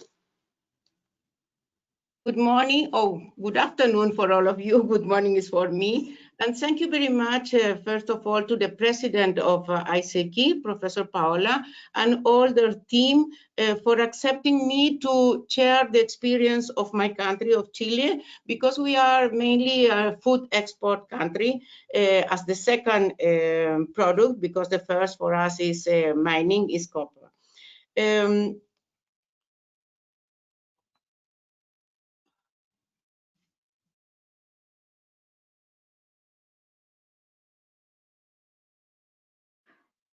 Nuri, we cannot hear you. Can you unmute yourself, please?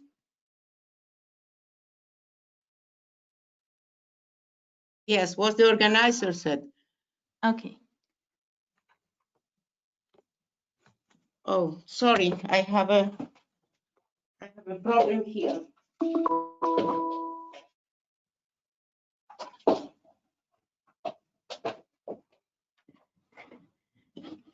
Yes, you hear me?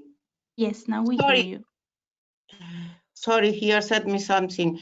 Maybe it's better that I take the camera. No, I will share. Yes. I will share with you the experience of Chile working together, the government and the private actors along the food supply chain in order to ensure food supply chain during COVID-19 situation, because this sector was considered strategic and cannot stop. But we must protect also the worker health. This articulation has been led by the Food Safety Agency that I conduct. The Food Safety and Quality Agency, that is a small agency for risk evaluation and risk communication.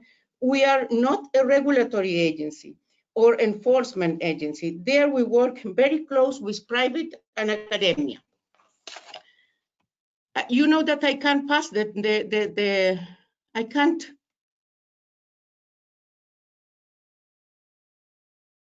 What is the problem? You cannot change the slides?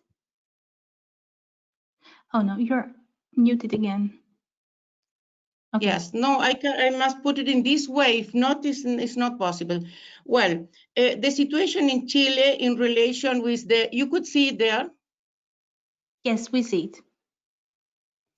The situation in Chile is now, in 2 days ago, we have a confirmed case about 320,000.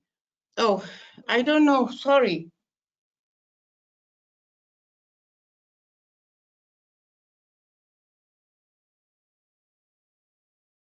Nuri?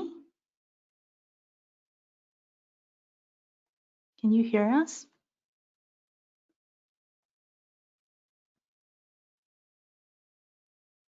I think we have some problems with the connection. Yeah. Or maybe her battery went off. I really Yeah, don't I think know. the battery was off, yeah. Mm-hmm.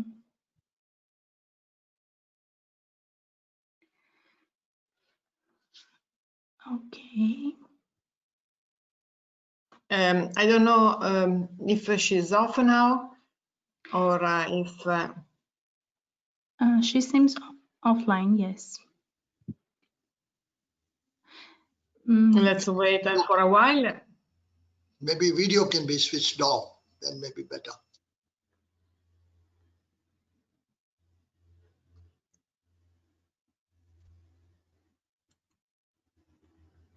It's a Should pity. we? Yes. Okay. It's really a pity. I don't know what we can do. Let's wait for just 1 minute. Otherwise, we can open Q&A discussion and then wait for some feedback if Nuri can connect with us.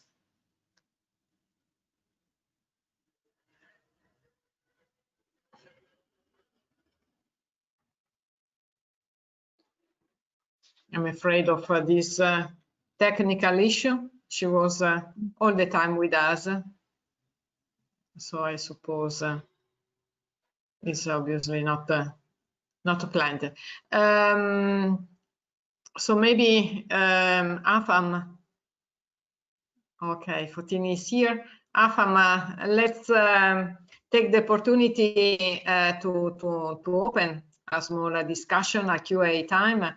I cannot see so many questions, so please, all the speakers that attended until now that were here, to switch on their cameras. And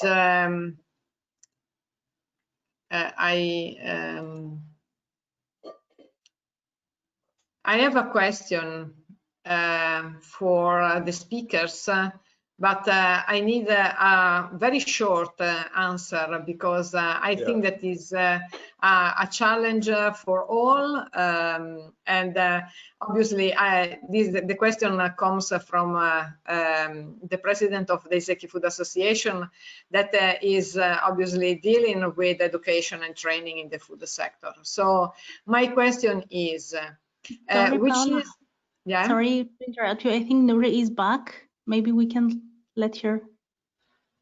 Nuri, can you hear us?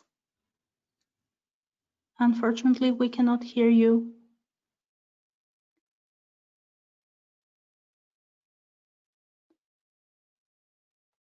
Everything was okay with her. Anyway, let's continue with the QA, and then if in the meantime she can manage to put the microphone on.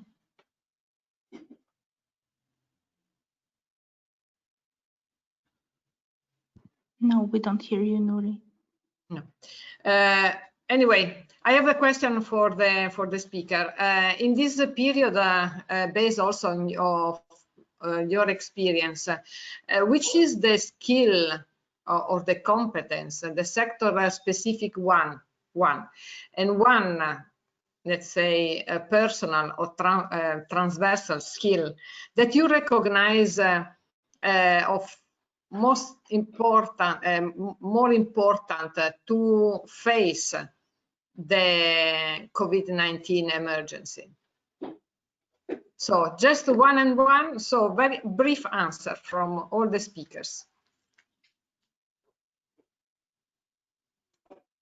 Prakash? Yeah, very simply, it has to be vaccine, there is no doubt. But till the vaccine comes, the skill-based has to be knowledge of nutrition and boost the immunity.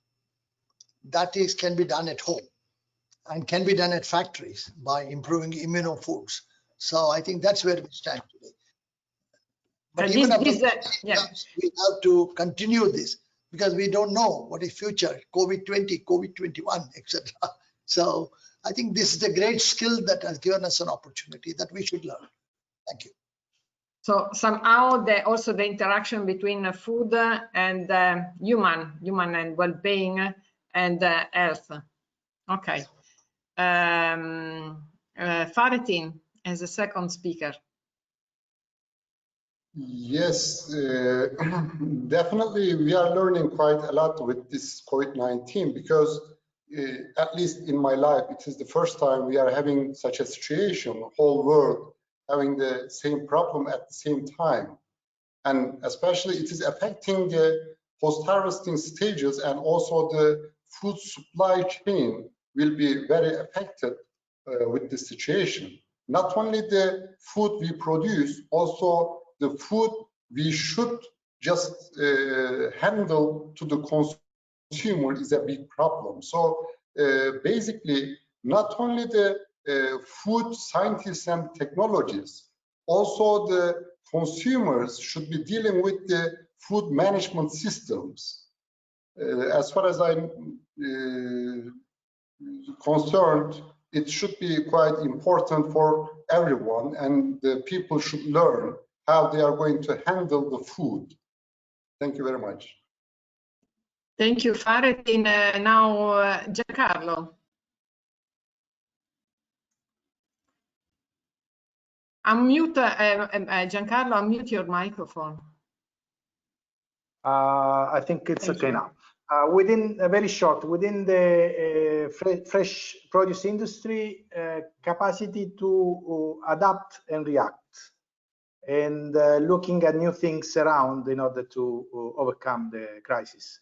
And it's important to know that many of the things which have been implemented during this crisis will stay there for much longer. Yeah. Thank you very much, Giancarlo. Angel, do you have any contribution in this respect? Unmute your microphone, sorry.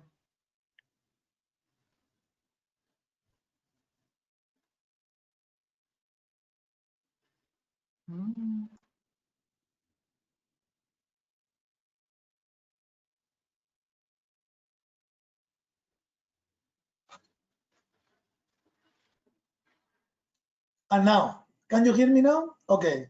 Yes. So I'm with companies. So I think that the main studies or the main competencies is food technology, I think, in order to adapt to the new ways of presenting food and new technologies and these kind of things.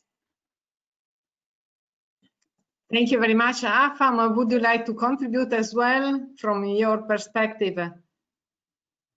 Thank you, Picha, for starting the question time. I just wanted to find out, because in food handling, during the period, whichever period our countries are, I think it was only Turkey that talks about food export, where he highlighted that Russia banned food exportation, but that Turkey was very proactive in importing enough quantities of wheat. What is the case for other countries with respect to import and export? Were there restrictions like in Italy? Yeah, I think Italy said that there was no importation of fruits and vegetables from Africa. We just want to highlight, did it significantly affect the food system? Any restriction in import or export? Did it affect significantly food availability, food supply? If I may, yes, I think the circulation within European Union was still allowed, while imports from outside had some problems. I don't know if it was shut down, but still, for example, I have reports that prices of some commodities have raised, which is actually good news, because usually prices are so low, people always complain that they cannot make any kind of income out of fruits and vegetable production. But for example, I knew artichokes were booming in terms of price. Never had such good prices because imports from Egypt was shut down. But the same happened also for some citrus, especially from imports from Northern Africa. So this is from the growers' point of view, actually it's been good, because their products made better prices, and usually they complain that the prices they make out of their production is very low. It's not paying for their work. There is not been any shortage, actually. I think just the very first week there has been some shortage in some big cities, but mostly because people, you know, it was like a war is waging, so people bought a lot of things even if they didn't need. But during the lockdown, there is not been any kind of shortage of food. The only thing which were short were flour and yeast for making pizza. That was very difficult to find in Italy for all the lockdown periods. All the rest, we didn't have any problems. Yeah, Professor Prakash, how about you in India? Yeah, India has no need to import anything because it is self-sufficient in food from all angles: cereals, grains, pulses, dairy sector, meat, poultry, and fish, and also on the fruits and vegetables. We are almost next to Brazil now, almost equivalent to Brazil, #1. So the basic point is we have excess, and we were exporting quite a bit. So what will you do with that? Because the exporting countries or the importing countries have said no. But India itself is a big market, 1.3 billion. So everything is available in the COVID pandemic as usual, and not even one fruit or one grain or a grain of wheat has been lessened. So the market is normal and the prices haven't gone up. And that's something which is unusual. And so India has been that way, very, very different story of self-sufficiency of food. But if for those countries who are allowing the export, that's fine. So there are some countries which want that in the neighboring system. So there is always an arrangement. But otherwise, people won't have to worry about food being imported, and therefore they don't have food. So this has been a long-term plan of more than 35 years to have food sufficiency, self-sufficiency. And India is blessed with weather. Not that half of India is covered in snow in winter. No, I think it's blessed with weather. So everything can be grown from north to south, 4,000 kilometers, east to west, 4,000 kilometers. So that's the nature's advantage. Take the best out of it. Thank you. All right. Thank you very much. How about Professor San Martin in Spain? What's the situation with export and import? The microphone. Please unmute your microphone. I think the situation is more or less normal. It was very affected in the 3 months before, but now the situation is more or less normal. Our companies are exporting in the same than before. It has not been affected. Problems in this sense. All right, thank you. Perhaps we may go to our participants. Fortunate, is there any? Yes, I see some people raise their hands. I'd like to give the floor maybe to Juan Kerr. Yeah, Juan? Just one thing, maybe we can double check if Nuri can also give her talk before. Yes. Yeah, okay. Nuri, are you able to?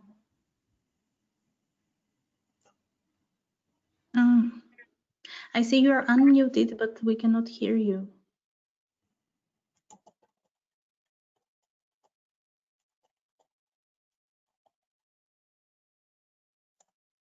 Okay.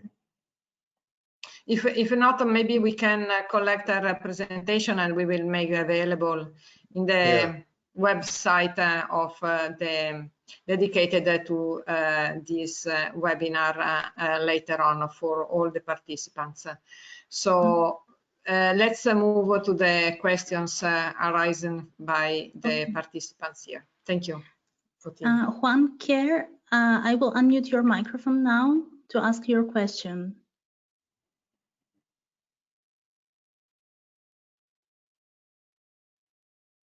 Can you hear us?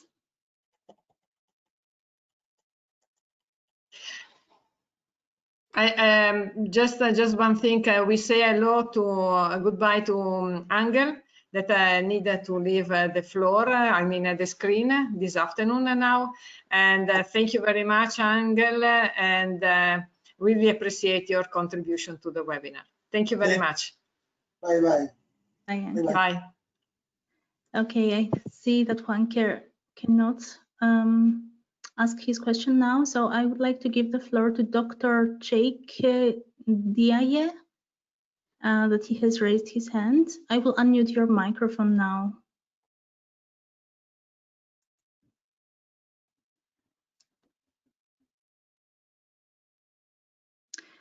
Can you talk? Dr. Jake Diaye? Okay. If not, move to the next one. Yes. I see another hand, Sinisha Srechek. I will now send you the request to unmute yourself. Okay. Oh, yeah. Okay, thank you. I've got a question for respected colleague Fahrettin Gogus. Turkey is a very big honey producer.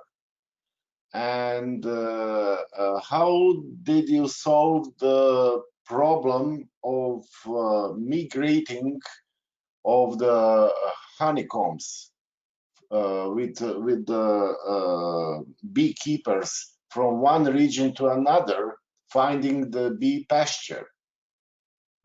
That was one of the very huge problems in Croatia, because we have three agroecological regions with completely different flowering status, and our beekeepers first go to the Mediterranean region and later on the lowland region in the continent, and they finished the vegetation on the mountains. So I suppose you had the similar problem. Thank you.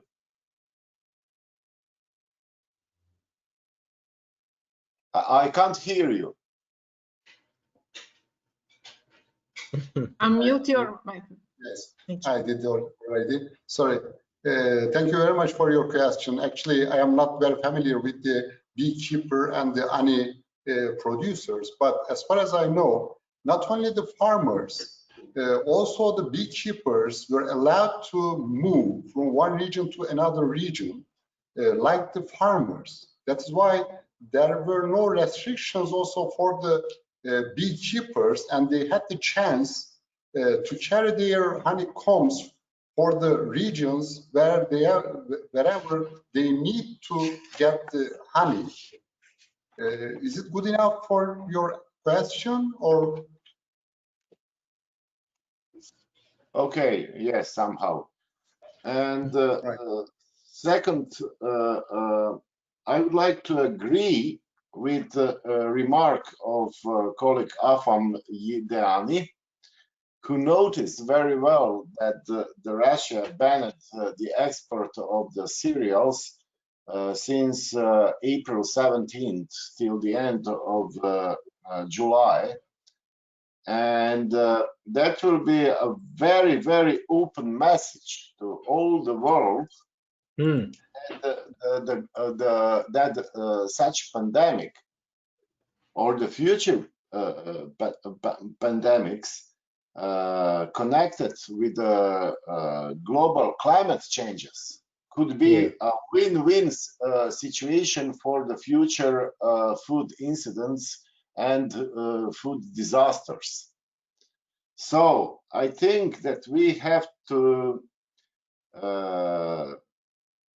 put away the GATT agreement about agriculture since 90s, or it was in 1992, 1994, and that all the countries have to increase their stocks of the most important and strategical food raw materials, such as cereals, oil grain products, etc., etc., etc. Because in the near future, we can expect even the harder situations. Thank you.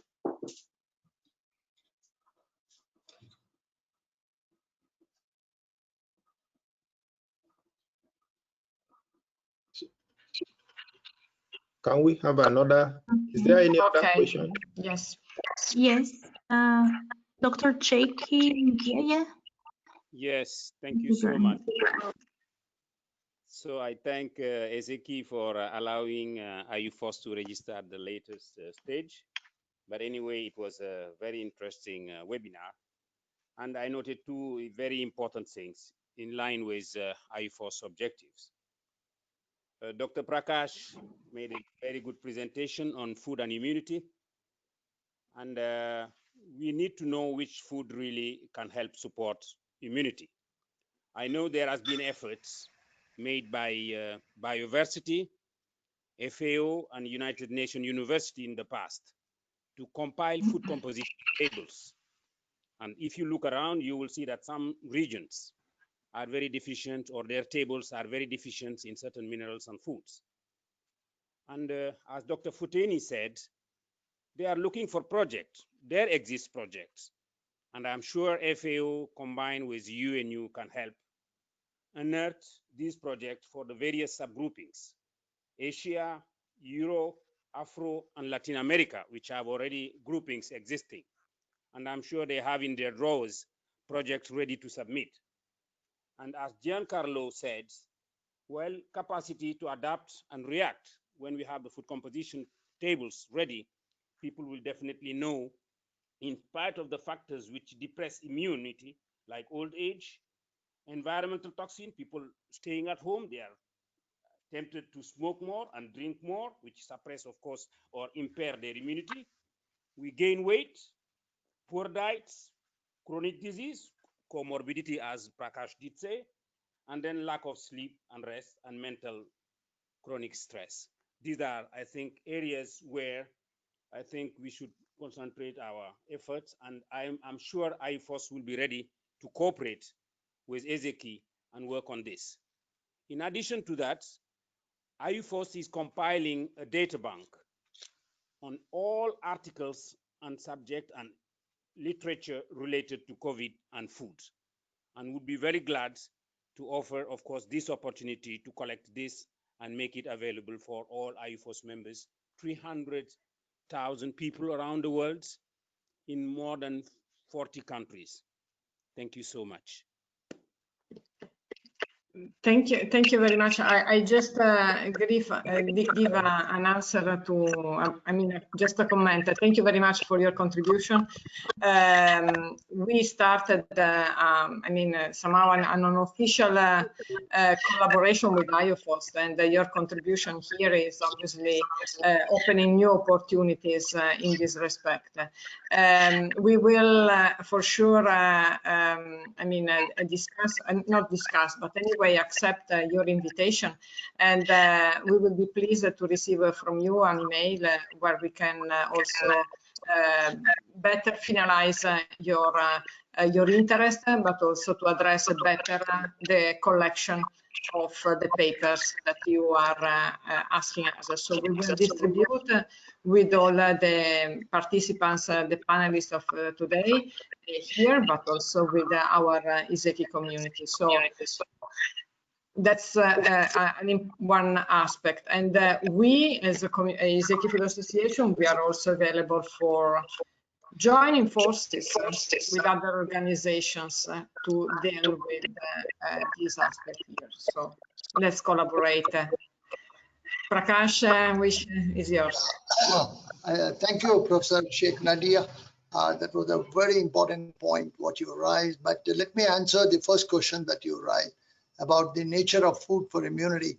It also depends upon the region. But in general, to have much more of fruits and vegetables that is grown in the area, is especially from the point of vitamin D, vitamin A, and a large amount of vitamin C, along with zinc, is very, very important. And let us not also forget sunlight, which is a rare commodity for the modern population to see, because you go in the dark and you come back in the dark. And 20 minutes of sunlight is very, very vital for synthesis of vitamin D. And many people do not understand that when sunlight falls on the skin, vitamin D doesn't get generated like a pharma factory. There are many other 15 different molecules that come out of this metabolism, which is helpful to immunity. So therefore, each food is a combination of many nutrients, and therefore, I think a right combination of these things, not only of vitamins and minerals, but also herbal and pulses, cereals, grains such as legumes, and nutri-grains like sorghum, for example, is so important. And I think it's here we have a large amount of iron in finger millet. So it is a small cocktail that each region can do and advise for a small group that can be formed. And India has already formed that and put it on the website in Ayush of what people can eat in large amount to boost up the immunity by 4 to 5 times till the vaccine arrives. But even after vaccine arrives, don't stop it, continue.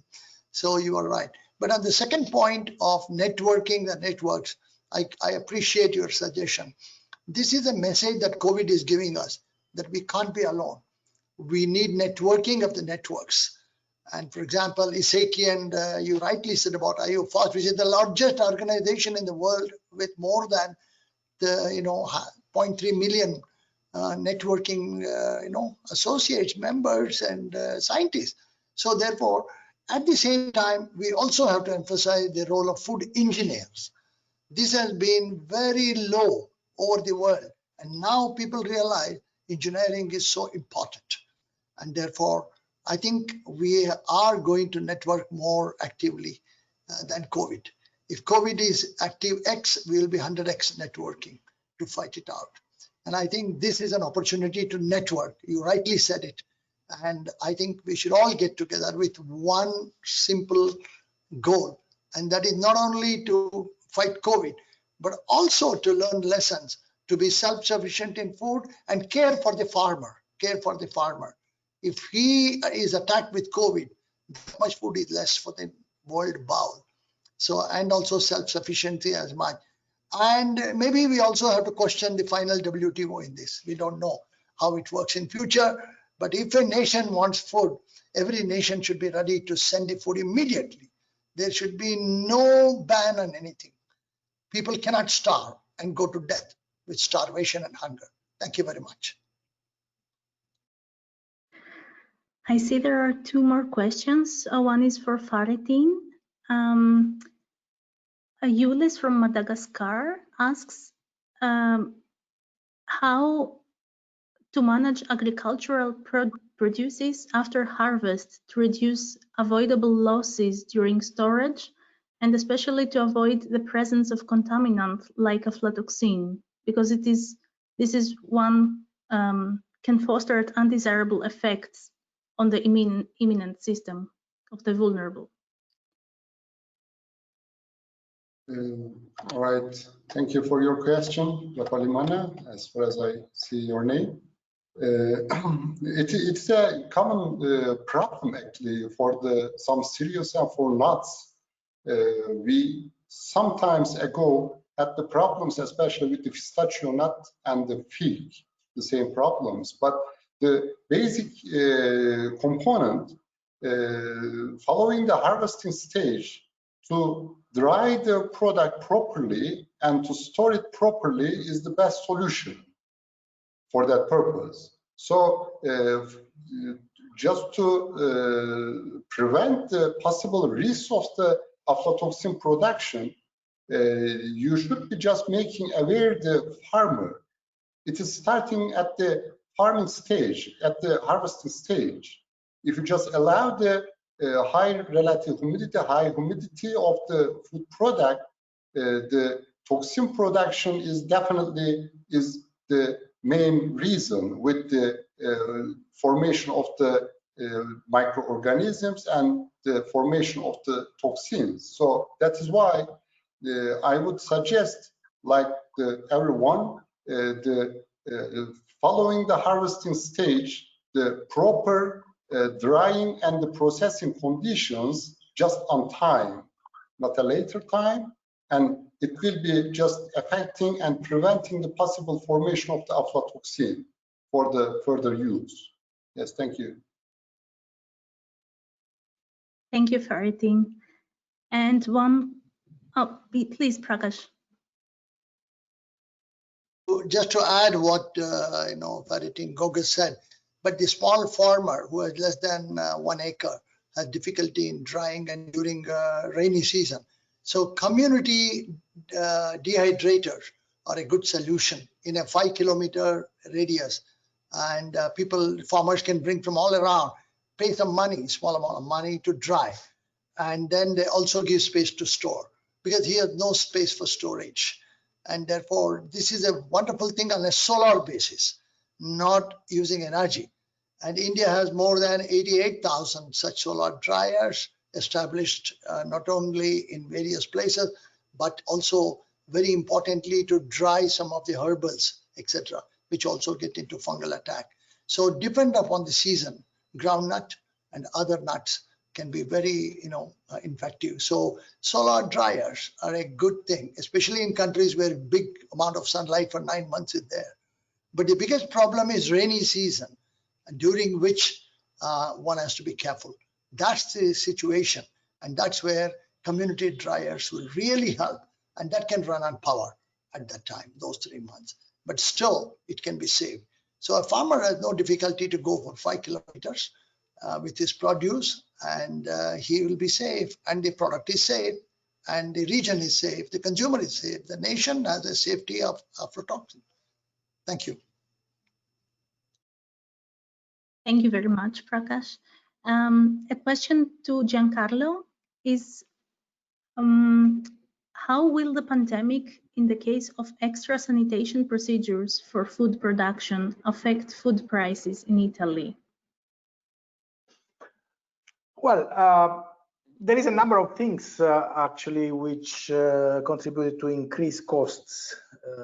From one point of view, labor, as I said, even when labor was available, still implementing of distancing or shifting in the work shift and make everything more costly. Extra sanitation make things more costly also, and companies made some investments, including for extra sanitation, which of course some of them were already planned, some of them were not, but they decided, also for packaging, for example. On the other hand, there was some reduction of cost due to cost of fuel. Fuel went incredibly low in terms of prices. Usually 1 liter of diesel is from 1.3 to 1.4 euros. It's been 1.1.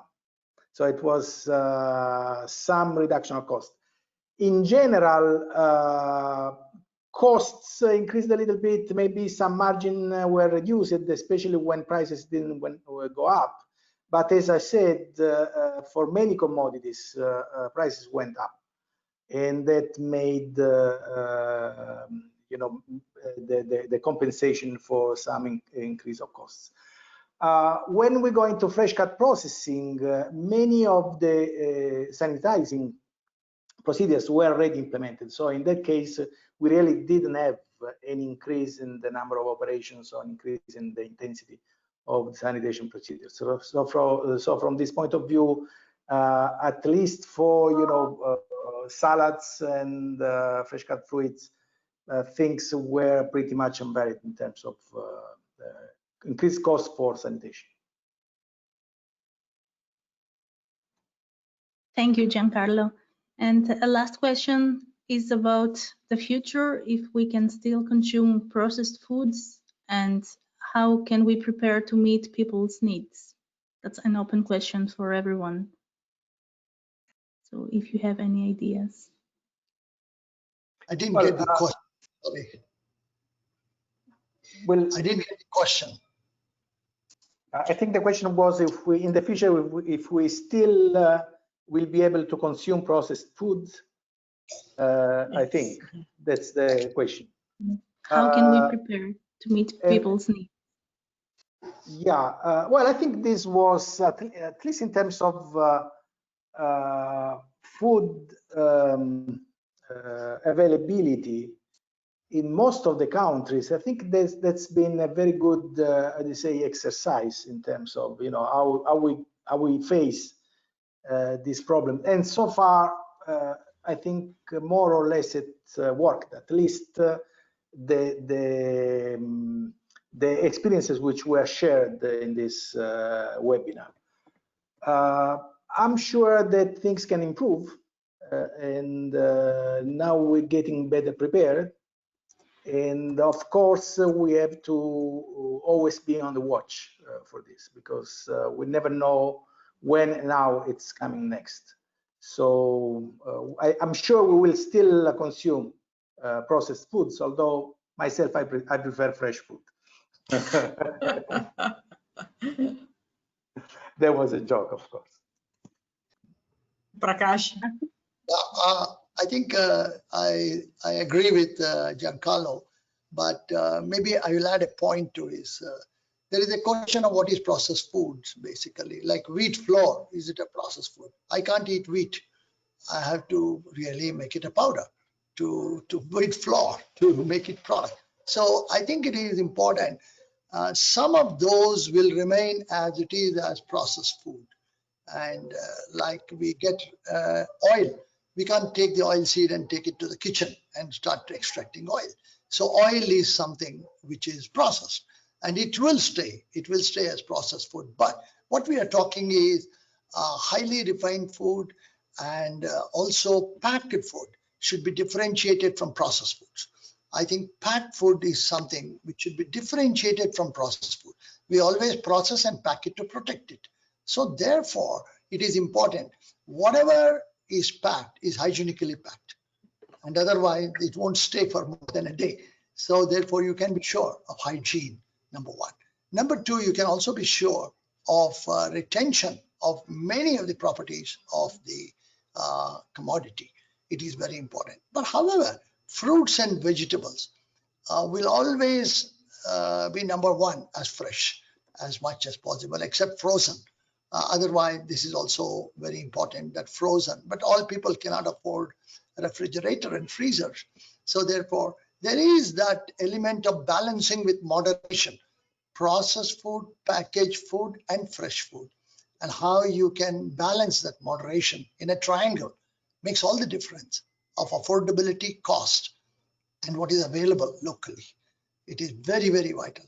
Like people in the coastal area eat a lot of fish. People in the central region of any country will have difficulty for access of fish because of transportation. So I think it is important to moderate these three in a triangle as much as possible. But however, there should be a good factor for food processing industries today to come up with affordable, easily manageable packaging systems which are eco-friendly and not based on petroleum. At the same time, the disposal of this for prevention of food losses and waste. And you can see the FAO report of 2014 with myself in the team has been fantastic to show the carbon footprint when we lose food due to not packing it. And that's a huge amount. So thank you very much for that question. Thank you, Giancarlo, for that answer. But I just added to what point. Thank you. Thank you, Prakash. I would like to try to speak to Nuri. She wanted to excuse for the problem. Nuri, can you hear us? Thank you, Fortin. You hear me now? Yes. Yes. You hear good. me? Welcome back. You hear me? Yes. Oh, please, I feel so sorry. During these last 4 months, is the first time that just when I was talking, the electricity of my home went off. And that was the problem. And then afterwards, I am connected to the mobile phone, and then was needed to restart all the program again. That was the situation why you couldn't listen me. But then I am so astonished with the situation because I have been using time making the best in the presentation. Then what I can offer to you is to make 1 or 2 pages of a summary explaining my presentation, because it's not only to send the presentation, the PowerPoint. I can offer to you to do during this weekend to make 2 pages and to share with all of you. Because Chile experience has been very important, because we have been working very close government with industry. Even our president of the nation has declared as a strategic area food supply chain. And then that is what I can offer, because I feel so sorry. It's the first time, but Murphy is the first time. Just the electricity went off in that moment. Don't worry. I think that is absolutely, we understand the situation, and yes, we will be pleased to receive your document. But now is time to end the webinar of this afternoon. That actually from my side, but then I leave the floor also to Afama to close the event this afternoon. Was really interesting for me also as a food technologist, and also for the different perspectives. I thank you also all the participants, because the questions were really interesting and challenging me, but in particular the speakers and the experts here today. So a very good experience that for sure we will continue to explore, but also apply and develop with the further webinars like this one. We thank also the colleague from IUFOST, and it will be for sure interesting the possibility to to explore, to collaborate more in this respect, and with all the speakers here today. So from my side, thank you very much. Afam, please go to the end with your conclusions as well.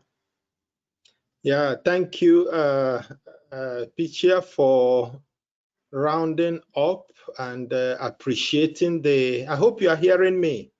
Yes. Yes. All right. Okay. Yes. So we want to thank each and every speaker, and we want to thank the participants for their question. The participants really made a very good presentations, including also the Chile presentation, which we are going to receive. And we see that the speakers have done excellently well in addressing post-harvest food handling in the COVID-19 situation, sharing their experiences from Spain, India, Italy, Turkey, and Chile. And we see also from the contributions, the questions, the suggestions that the area of food harvest handling, it's an area that needs collaboration. And once again, we appreciate the offer that IU-FOST is giving. Particularly of interest, which of course I need to point out, although it's been said, is that for the smooth running and active collaboration of all the linkages in our agricultural system, that is the agriculture itself, the manufacturing, the wholesaling, the retailing, and the catering, all these make up the agri-food chain. They are very important in any crisis situation. That is what we are trying, we've seen from the presentation. The area of Professor Pakrach is the fact that immunity is very important at any situation, and that there is no silver bullet with respect to immunity food that confers immunity, but rather a combination of foods will be able to help pending when the vaccine arrives. And also we saw that agriculture has confirmed itself as an indispensable sector. That is what we hear from Spain. No, rather Italy, sorry. That is what we hear from Italy, that agriculture has confirmed itself as an indispensable sector. And this cuts across every part of the world. We are happy to see also the publication that has emanated that will help food processors and food handlers. And the lesson from Turkey is quite important. The fact that they have to be proactive and import quite some food, especially wheat, before the lockdown that Russia had. And that's a lesson for all countries and regions of the world, because we don't know the crisis we're going to face in future. So we also see the fact that in Chile, because I had the opportunity to see the PowerPoint which she was supposed to present, the collaboration, which is the key. She was trying to point out that collaboration is the key between the Ministry of Health, Ministry of Agriculture, and Ministry of Economy. Whichever ministry that is applicable in all the countries, there is need for collaboration. And so with this summary, I once again want to thank all the participants, the speakers, the participants, and ISEKI for allowing this platform to reach out to different parts of the world. And I want to believe that in our next future webinars, we will reach out to more people. Once again, thank you so much. And I want to hand over to the president of ISEKI. Thank you. Thank you. Goodbye to all. Thank you. Thank you. Thank you very much. Thanks a lot. Thank you. Bye-bye. Bye-bye. Bye. Bye-bye.